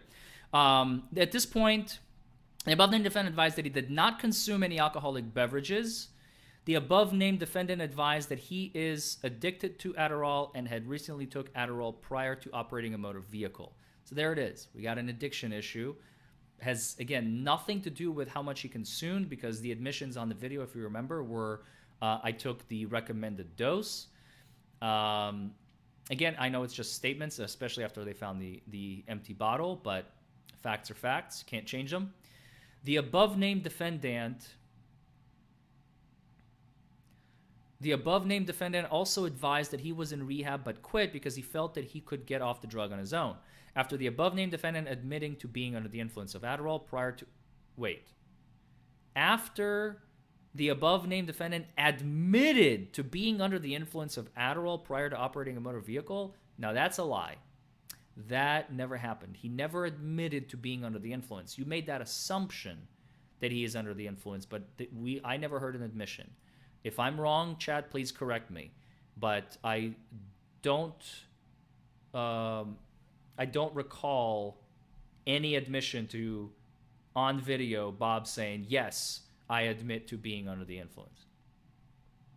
At this point, I escorted the above-named defendant to the front of my fully marked patrol vehicle. At this point, I asked the above-named defendant if he had any injuries that would keep him from standing, walking, or turning. The above-named defendant advised that he was not injured, so I continued. And by the way, all the facts about, remember I told you, I've been on a shift, I am tired, I am exhausted, my feet are hurting, I'm hungry, I've been awake for, he didn't say that, but we know I've been awake for 20 hours. It's nowhere in the citation because the cop doesn't care. He just went from injury, nope, then yep, let's do field sobriety tests. There you go. There you go. This is, you can read it, how little the cop cares about you. There it is. Not injured, so I continued with the field sobriety tests. Instructions demonstrated them. At this point, I administered them. The HGN walk and turn one leg stand, and upon conclusion of the 3 standardized field sobriety tests, I observed the minimum amount of clues to determine the subject. So which clues were they? Where are they? They need to be in the report. NHTSA says you have to include them, the National Highway Traffic and Safety Administration. Where are they? They're not in the citation. Big, big red flag. This is very red flaggish. This is a very red flaggish case. I observed the minimum amount of clues. The subject to be impaired. Also, I administered the lack of convergence, modified Romberg, referred to the sobriety checkpoint checklist supplemental for the performance of the tests. Now, I have to repost that because I can't scroll down anymore. So I'll just do this and this. Here we go. I hope you all can read that. At this point, I placed the above-named defendant under arrest for DWI by properly spacing the double locking the handcuffs on his wrist behind his back, cleared him for the above-named defendant's mouth, and retrieved the New Mexico implied consent advisory card. What?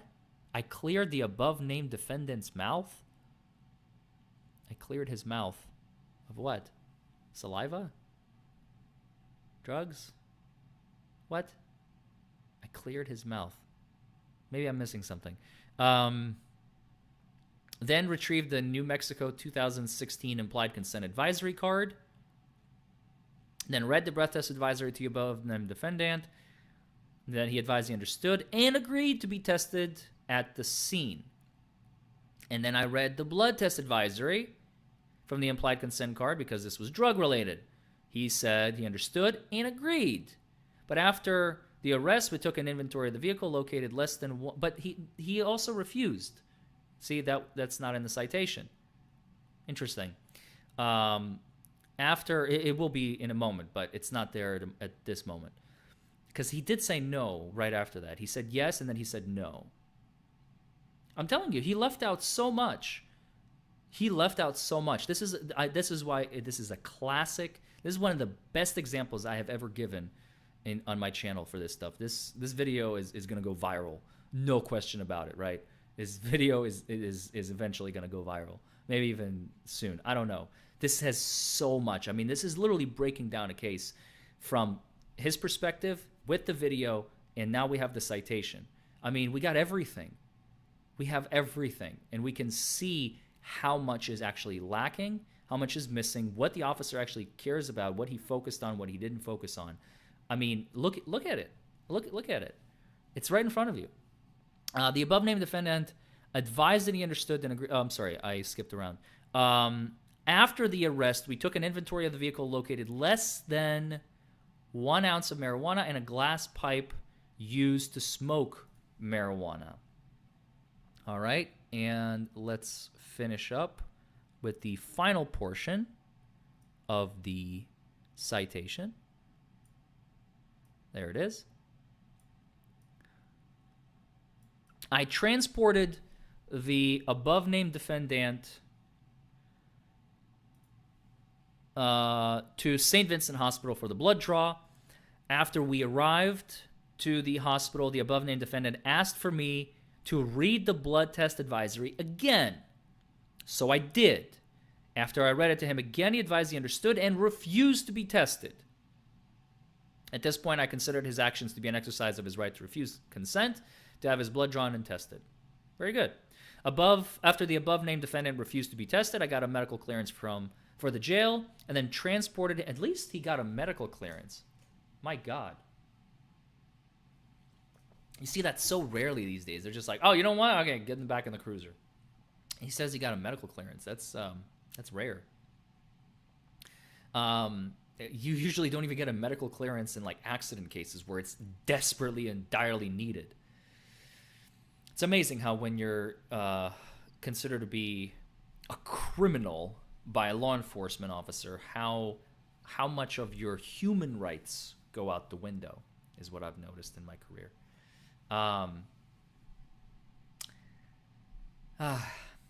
Anyway, and yeah, it's got a bunch of grammatical errors. I'm not even gonna hang on. You guys can enjoy them on your own.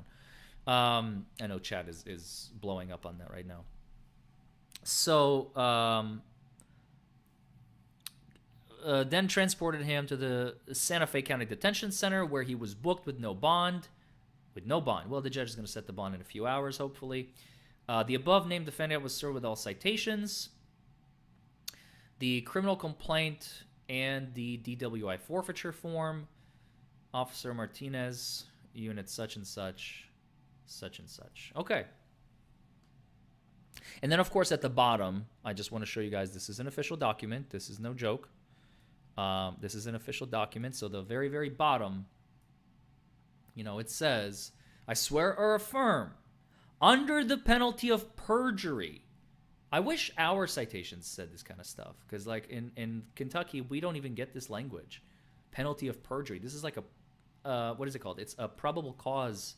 Like it's a criminal complaint, right? It's a criminal complaint. We don't have this language. Only in affidavits we do, which is really sad. I swear or affirm under the penalty of perjury that the facts set forth under the penalty of perjury. So if one thing here is wrong, I can get this cop for perjury. Like, that's amazing. That is amazing to me. Now, leaving out facts is not perjury, but including facts that are not true is perjury, especially if they can be confirmed to be not true. So do we actually really have, we had one, right? The above-named defendant admitted to being under the influence of Adderall. That never happened. That never happened on the video. Now, what is the cop going to say? Oh, yeah, he admitted to me when the camera was off. So he's going to be off the hook. It's very hard to catch these guys on. You have to have, like, he said this, and then he writes that he didn't say this, and it's on video, and you have them both, and that's how you could get him for perjury. So it's really difficult and really rare. Especially with a form like this. That just helps, but it's not enough. The above set are true to the best of my information and belief. I understand it's a criminal offense subject to the penalty of imprisonment to make false statement in a criminal complaint. That's beautiful. It's beautiful. So it kind of forces cops to be as honest as they possibly can be, and it helps. It helps. It's a start. It's definitely a start. I'm not saying that it would work, but it's a start. It's definitely a start, and I appreciate the efforts of New Mexico to do that. So let's get to the final portion, shall we? So this is the hospital. This is the hospital. Where? Let's go and have a seat over here.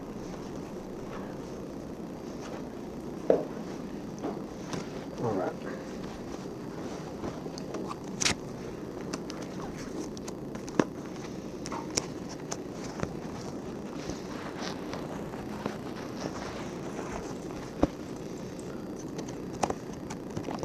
All right, listen to me. I'm about to tell you something important, including a right you have. You are under arrest for DWI. I'm requesting that you consent to have your blood drawn and tested to determine the alcohol and/or drug content of your blood. You have the right to refuse to consent to my request. If you refuse to consent, you cannot face criminal penalties for your refusal. Do you understand that right? So he's reading it again. However, refusing consent has other consequences in accordance with the New Mexico Implied Consent Act and state law. Those consequences may include losing your New Mexico driver's license or non-resident operating privilege for 1 year. Additionally, the fact that you refuse consent may be used as evidence against you in a court of law. Do you understand these consequences? Is there one more section after this, or is that? There's still more. I may have a question. Can you read the last part, though, and it'll answer it? But you have to answer, do you understand these consequences? So basically, if I refuse, everything will still play out the same. It will just be noted that I refused. You will, if you refuse, we can use that as evidence against you in the court of law. Implied consent, by the way, has been attacked by many jurisdictions in the United States, and so far, every single time, attorneys have lost on trying to get rid of implied consent. So, implied consent is law and will be law for the foreseeable future. So in all 50 jurisdictions. Now, again, remember what I say about that. If you're in 39 of our states, including Kentucky, and now we know New Mexico, refuse everything, lose your license, goodbye, whatever, refuse, give them nothing. If you're in 11 jurisdictions, including Nebraska, do not refuse. It's a separate criminal penalty to refuse. So, like, for example, in Nebraska, if you refuse, but win the underlying DUI, you could still be charged with the refusal. So don't do it. I understand. Okay. Additionally, if you consent to have your blood drawn and tested, you have a right to... And beating a refusal is extremely difficult, almost impossible. I have won one in my entire career. Choose an additional independent test. If you choose to take this additional independent test, you have the right to a reasonable opportunity to arrange for a physician, a licensed nurse, or laboratory... By the way, it's one more than probably most attorneys. No joke. Like, winning a refusal hearing, an actual refusal hearing, is the closest thing to impossible in Kentucky that you will ever see. I guarantee it. Technician or technologist who is employed by a hospital physician of your own choice to perform an additional chemical test. The cost of this additional test will be paid by the law enforcement agency. Knowing your right to refuse consent, the possible consequences, and your right to an independent test, do you give consent to have your blood drawn and tested? When is the timeline for getting the independent test after this? Can it be? You can tell them that you want an independent Every test jurisdiction is different, KH. So they can do the blood draw and then the independent Here, test. I think the cop did. But the blood draw has to be, you have to do the blood draw before Right getting now. the independent test. But then when I bond out or whatever, can I get the independent test? Because that's the way the paragraph sounds from my interpretation. You could. And that's the only reason I have. I hope so, Freya. Freya says, so since Bob is in the chat with us, she says, I bet you Bob is a mute now when a cop is within a mile of him. So I hope that's true. I hope that's true. A question about it. Yeah, you could if you want. If you don't want it now, and you could go find another doctor I could to go get to it. my primary care doctor or something? Yeah, you can get an independent test. Okay, what does the test have to be for specifically? Drug or alcohol content in the blood? Drugs and alcohol. Okay. And according to your knowledge, I can get this independent test administered after this test, but not necessarily tonight. You would have to, like, once if you can agree to getting the blood draw, they take it. Then they can take the independent test. Talking I don't as well. For the love of God. But the way that sounds. And the independent test is basically for you to, in order to get your results right away. The blood that I would be taking, well, they would be taking for me, would be sent to the scientific laboratory. And then I'll get a copy of it from and then they would send it to you when I get out or whatever. Yeah, you could come over here and pick it up, or they can send it to you. But then the results from the blood lab will also come in a few months later from the scientific laboratory. But another question I had, this is different than like the aggravated DWI you see on TV. Like, Yes. So refusal here is not the same as... If you refuse, I cannot charge you with aggravated DWI. Okay. It'll just be DWI. DWI. Regular DWI, first offense, if it's your first offense. It is. Okay, so then you'll be charged with DWI, first offense, and then we just go through the court proceedings from there, based off of. And if I agree to get the blood drawn, it'll give you guys leeway or whatever? No, it'll just show that you. What were impaired at the time or something? It'll just show how much of those drugs are in your system, because there's gonna be marijuana, Adderall, and who knows what else. There's nothing else, but Okay. when, after all this is done, can I get a phone call? And When we go to the station would after it all this. be possible to call my mom and my employer to let them, just to leave a message that, Of course. Once we're done Okay. here, I got to do all the paperwork anyways. okay, and if I refuse it here, we can just go down to the station tonight? If you refuse it now, I'm going to take you to get a medical clearance, and then we'll go to the station. But it's totally your right. You're not going to piss me off or anything. Okay. So I'm not. Fred brings up a good question. Why don't they do pee tests? The problem with urine tests is urine only shows what the body expels, not what is in your system. It's what has been in your system. That's why they go for breath or blood, because they show what is currently in your system rather than what was. So the majority of jurisdictions, including Kentucky, have done away with urine tests for that reason, because it doesn't show. And it's very easy to just hire an expert that say, yeah, it shows what he had, not what he was, and it's the easiest not guilty in the universe for any competent attorney. it's up to you. As freaked out as I was back there. But, Right. And that's totally fine. It's understandable. Oh, Richard, you missed all of it. We've been doing this for 2.5 hours. I'm just grateful nothing You happened. missed tonight. all of it, buddy. Nobody got hurt. Yeah. You know what I'm saying? And That's all I'm grateful for. I'm grateful So- for that too. so and you I'm have a- grateful to be alive, and Yeah. And I'm just willing to work with you. Whatever you want to do. I appreciate that. Okay. Can I ask one more question? I'm sorry to just. That's fine. Okay. I've never done this before. Can you describe to me briefly, before I say yes or no, what is going to happen from here once we go to the station?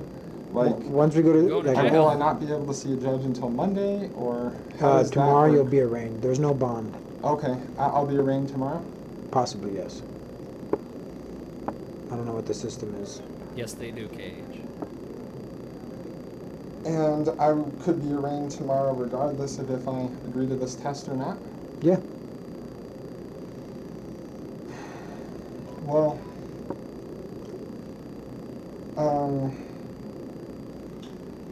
that beeping sound, can you turn my phone off so I can like have like the number of my friend and stuff to call? It's just... Is it gonna die or what? Yeah, it is, and I don't know anyone's number except like my parents, but I don't know if they'll necessarily pick me up, because just hold the side button and then, 15. but that thing, I charge it like all day.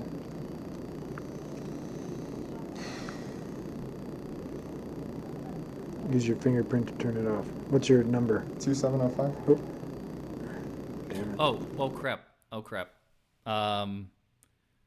I do not want his phone number in this recording. So we're just gonna skip over that. There we go. Whew. That was a close call. That's the last thing I want after a 2.5 hours. Just throw in his personal phone number in there, just in case. Or was it the code? I don't know. I just heard numbers. You have the right to refuse to consent to my request. If you refuse to consent, you cannot face criminal penalties for your refusal. Okay, all right. Thank God. Yeah, I'd like to. That was his refuse, pin. unfortunately. Whew. All right. Okay. And Still, really got it got in time. Medical clearance. I consider your actions to be an exercise of your right to refuse consent to have your blood drawn and tested. Now it's officially a refusal. Okay. Okay. And of course, being indecisive doesn't help. So we're on this Yeah, right now. I heard There's something no about a going number. back. So Yep. So, Feel refused. better now? We already knew Kinda. that from the citation. Well, the Now we have confirmation on sweaters the in my video. stomach are a bit less now, but We got about a minute left. the shock is wearing off and stuff. All He's right. gonna go get his go medical back up. clearance. 2-1, Santa Fe. I mean, I think that's it. There's really, what else can Can possibly you be note that here? my 15 refused consent? Refuse consent. That refuse consent. Hello? All right. Well, there's 1 minute. Fine.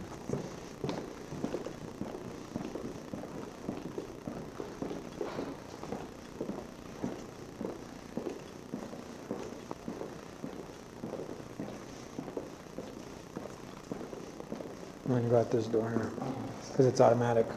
That's convenient. Always convenient. Thanks for being understanding, officer. I'm No, not trying to there's be no reason for me to difficult be. Wait, or where's the anything. medical? There's no reason for me to be difficult either. Yeah. Where's the? He said I'm gonna take you to a medical Santa Fe to clearance. 46, can I go to? Where's the medical clearance?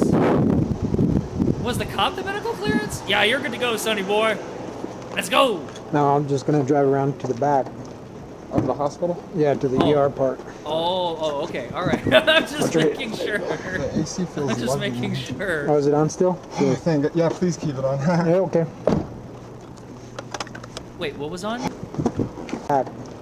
Of the hospital? Yeah, to the ER part. Alright. Watch your head. There you go. The AC feels lovely in here. Oh, is it on still? Yeah, please keep it on. Yeah, okay. The light. I don't know. I missed it. 3400. Yeah, they did the medical clearance without the camera. Terminating. Terminating. There it is. Before I Terminating. get these people. Okay. All right. Well, there you have it, folks. There you have it.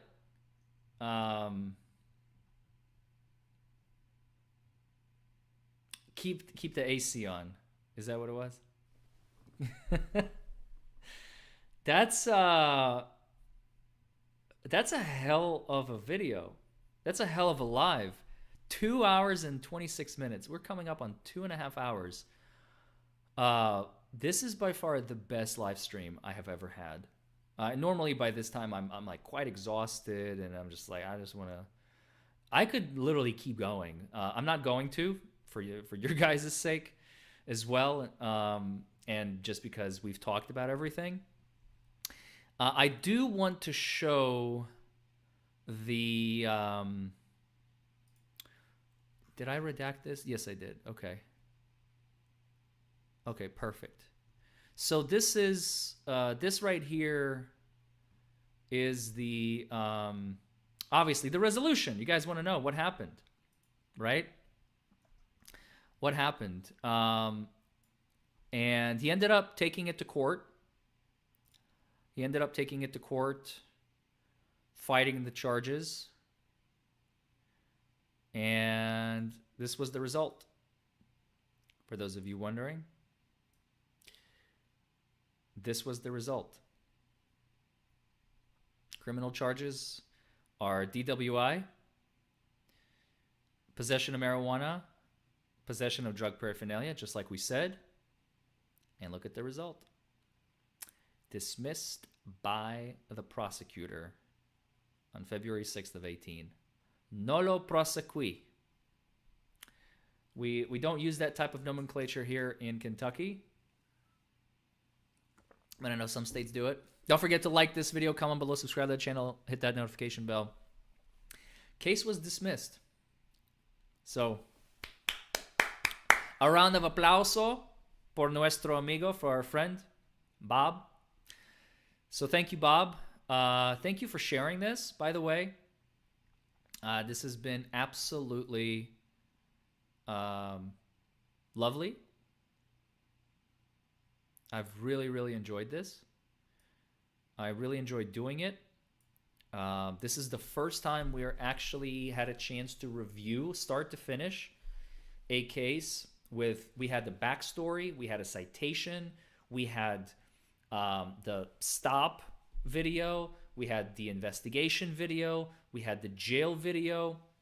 I mean, this is the kind of stuff that I get on a daily basis, you know, reviewing our own cases. And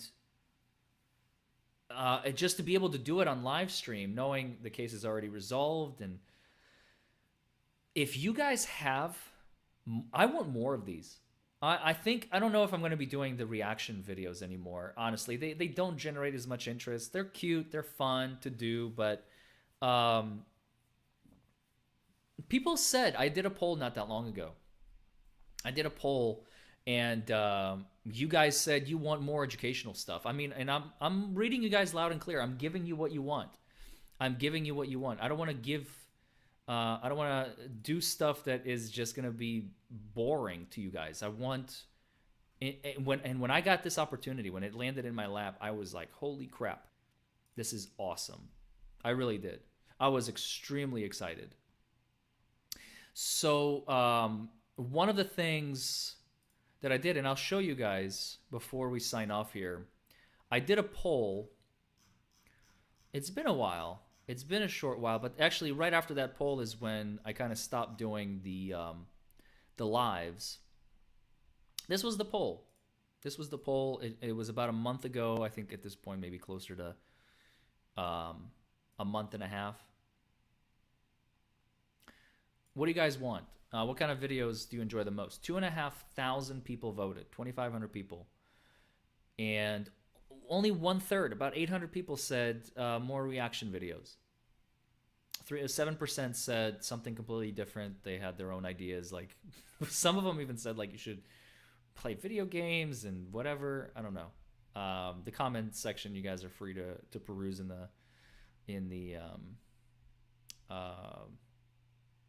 do like baking. Somebody said you should do a baking show. Like, come on, man. I'm not going to be doing any of that stuff. But look at the overwhelming majority. Learning more about the legal system and the law, 60%. So it's like, okay, so I got to make it educational. People want education. No one is really interested in watching like these reaction videos. So what do? And here we are. An opportunity arose. I jumped on it. So I also, of course, how could I forget? I do want to open it to questions. I do want to open this to questions, and I'm going to open up Facebook chat and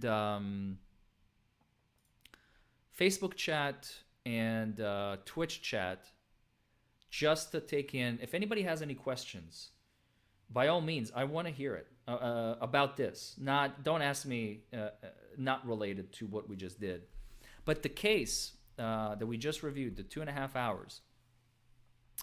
Does anybody have any questions about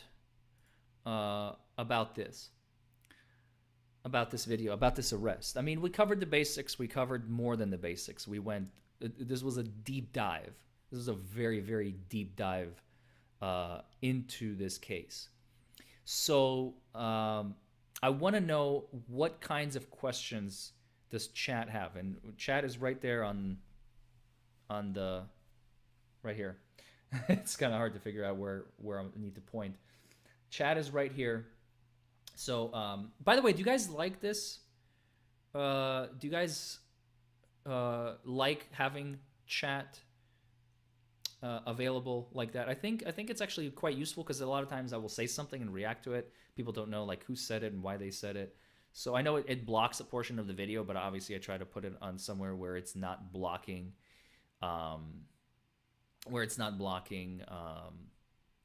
relevant portions of the video. So I'm checking Twitch. I don't think anybody's really watching it on Twitch. On Twitch, my videos are not very big yet, but eventually. And then on Facebook, I know there are a few people watching, but I don't see any questions except someone saying, "How are you?" So I'm just gonna say I'm doing great. I am doing great. How are you? Okay. So let's see. How do you think he handled the situation? Poorly. We've been over that. Not gonna beat that dead horse. Where was his friend the whole time? I think he was sitting in the car. I don't know for sure. Later, Richard. In 11 states, you should do the blood tests. Do you know what they are? You'll have to look it up. I know one of them is Nebraska. What's the minimum Bob could have said? Lawyer. One word. Lawyer. Lawyer. Lawyer. Lawyer. Lawyer. Lawyer. Lawyer. Lawyer. Lawyer. Is it legal to tow the car when it is legally parked? It can be, and I think it was illegally parked because they were in a park after hours. So I don't know. Can the cops tow the car? Absolutely, I think is the answer. Not sure. If he had invoked his right to remain silent the moment he was placed under arrest, how would the arrest process have changed? In no way, shape, or form whatsoever. It's too late. Did he use a lawyer? Yes. I'm aware of that, Robert. How to look what up? I don't know what the question is. Friend was keeping his mouth shut, so he was not arrested. Yeah. There, maybe. I don't know. So we know the DA dropped the charges, but did the DA give explanation why they dropped? I don't know. I wasn't in court. I don't have the court video. I prefer the longer videos of you in court stumping the police. Robert, I absolutely agree. I absolutely agree. That's my favorite type of content. That's what generates the most views. This is kind of secondary. This is to do something in the lull. I have jury trials galore set in January. So if any of them go, you know where they're gonna end up, you guys. You know where they're gonna end up. But until that happens, we just have to keep doing this stuff. I don't have content. Can we DUI at home in America? Yes, you can DUI at home in America. What? What kind of question is that? How to look up the 11 states? Google. I don't know. I just know the number. Did he lawyer up? Yes, I answered that.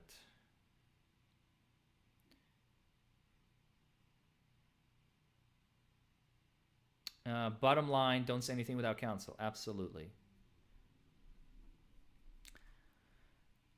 Any other questions before we sign off? I don't see any questions on Facebook or Twitch. Or at least any new ones, I should say. So, I'm just going to open the door just very quickly for a couple of minutes. You guys can ask me anything at all. Law-related, non-law related. I'm happy to indulge. It seems like this video has pretty much been hammered home. But what other questions do you all have? I'll give it a couple minutes. I'm just feeling really good. Like this was such a good.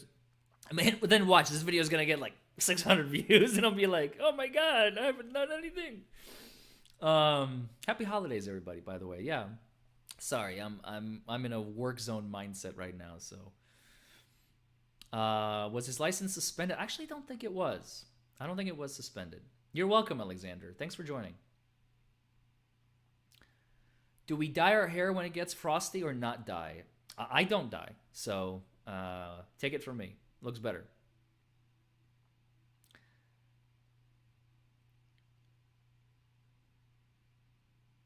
Thanks, Robert.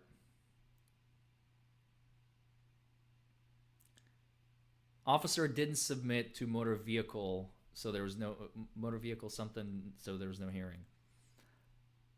Do you have any like you in South Carolina? I don't have any clones that I know of in South Carolina. There are some good DUI lawyers there, but I'm not there. Merry Christmas, Happy New Year, Happy Hanukkah, Merry Kwanzaa, Happy Diwali, Happy Ramadan for everybody. We got some thirsty thirsts in the chat. I'm just going to go ahead and ignore it.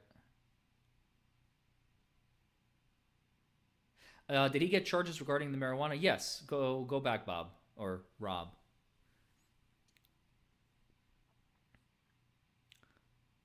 Family law attorneys in okay, you guys, a little too broad here. I don't know anybody in Texas. I know some DUI lawyers. What does it mean when a lawyer objects to form? They're objecting to the form of the question. That's it.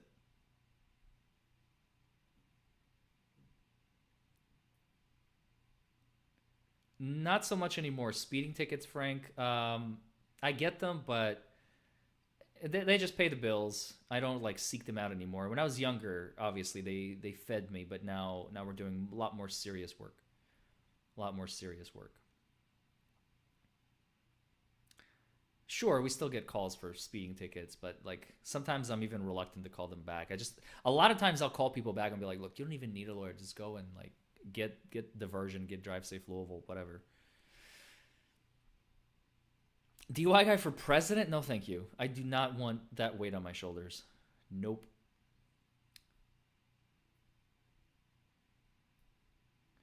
Should just call yourself the Swiss Army knife lawyer because you will be like one after Chad is done with you.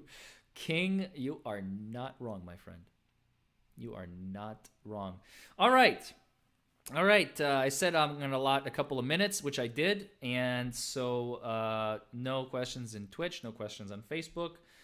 All right, everybody. I'm going to end here. So again, don't forget to like this video, comment below, subscribe to the channel, hit that notification bell if you haven't already. Happy holidays. Merry Christmas. I love every single one of you. This has been so much fun. By far, one of my best videos I have ever done. This has been exhilarating. The analysis, I mean, I get to work my brain. This is all fresh. This is brand new, exciting, never before seen footage. Like, you can't find it on YouTube. It's not like, there was not a single person in the chat like, oh yeah, I've seen this video. No, you haven't, because it doesn't exist on the internet. It's been sent to me privately. So there's like this unique flavor. I think it's fascinating. I think it's amazing, and it's unique. And I'm going to continue doing this type of content, maybe even exclusively. I don't know if I'm going to go back to my reacts ever again, honestly. I think this analysis is way more educational. So it meets the educational requirement that you all are asking for. It meets the entertainment value because you get to see my natural reaction to a video I've never seen. It also shows... you get to learn from it. I think it's going to boost the YouTube algorithm because the video is all unique. There's not a single frame in this entire video that can be found somewhere on YouTube. So that's also going to be, and of course, thank you, Bob, for the love of God. We had the man himself that was in the video in the chat. I mean, that you can't beat that. You can't beat that. You have a question like, hey man, what's going on? What happened here? And you got the answer right there. I mean, that is just so thank you, Bob, for this opportunity, for allowing me to do this. I think we set a new record. This is officially, thanks to Bob, the #1 longest stream I have ever done in my entire career. 2 hours and 42 minutes. We hit a new record, folks. I think this is just a few minutes. It's beating the longest video ever recorded. So thank you for this opportunity. Send me more. So if you have a friend, a family member, you yourself, somebody, send me those. Don't send me reaction videos anymore. I'm not gonna do them. Don't send me those anymore. So that's gonna be, we're done with that. Let's do this series, and it's gonna be like one video, one reaction analysis video per stream. It's gonna be in depth. It's gonna be thorough, just like this one. And the more information you provide, the better. So if you can throw in the backstory, give me a citation. Give me the arrest video, the jail video, the hospital video, the post-arrest video. If you got your own dash camera, I mean, we can explore. There's so many different things that we can do with this. It's actually quite amazing. It is actually quite amazing. So I'm very excited. I'm very looking forward to new opportunities. Hopefully this video generates a whole lot more viewership than prior videos. I imagine it will. I don't know. But if it doesn't, oh well. And not everybody wants to learn, I suppose. But the ones that do want to learn will have the opportunity. So I had a great time. I really did. So thank you, Bob, for the opportunity. Thank you, chat, for sticking around for this long. Some of you have been here since the very, very first minute. So it is 8:45 here. Thank you all so much for joining me. I look forward to more videos from you guys. I love every single one of you. So take care of yourselves, take care of each other, take care of your mental health. This is a time when it's much, much needed around the holidays. And I will see you in the next video. Happy holidays. Peace out.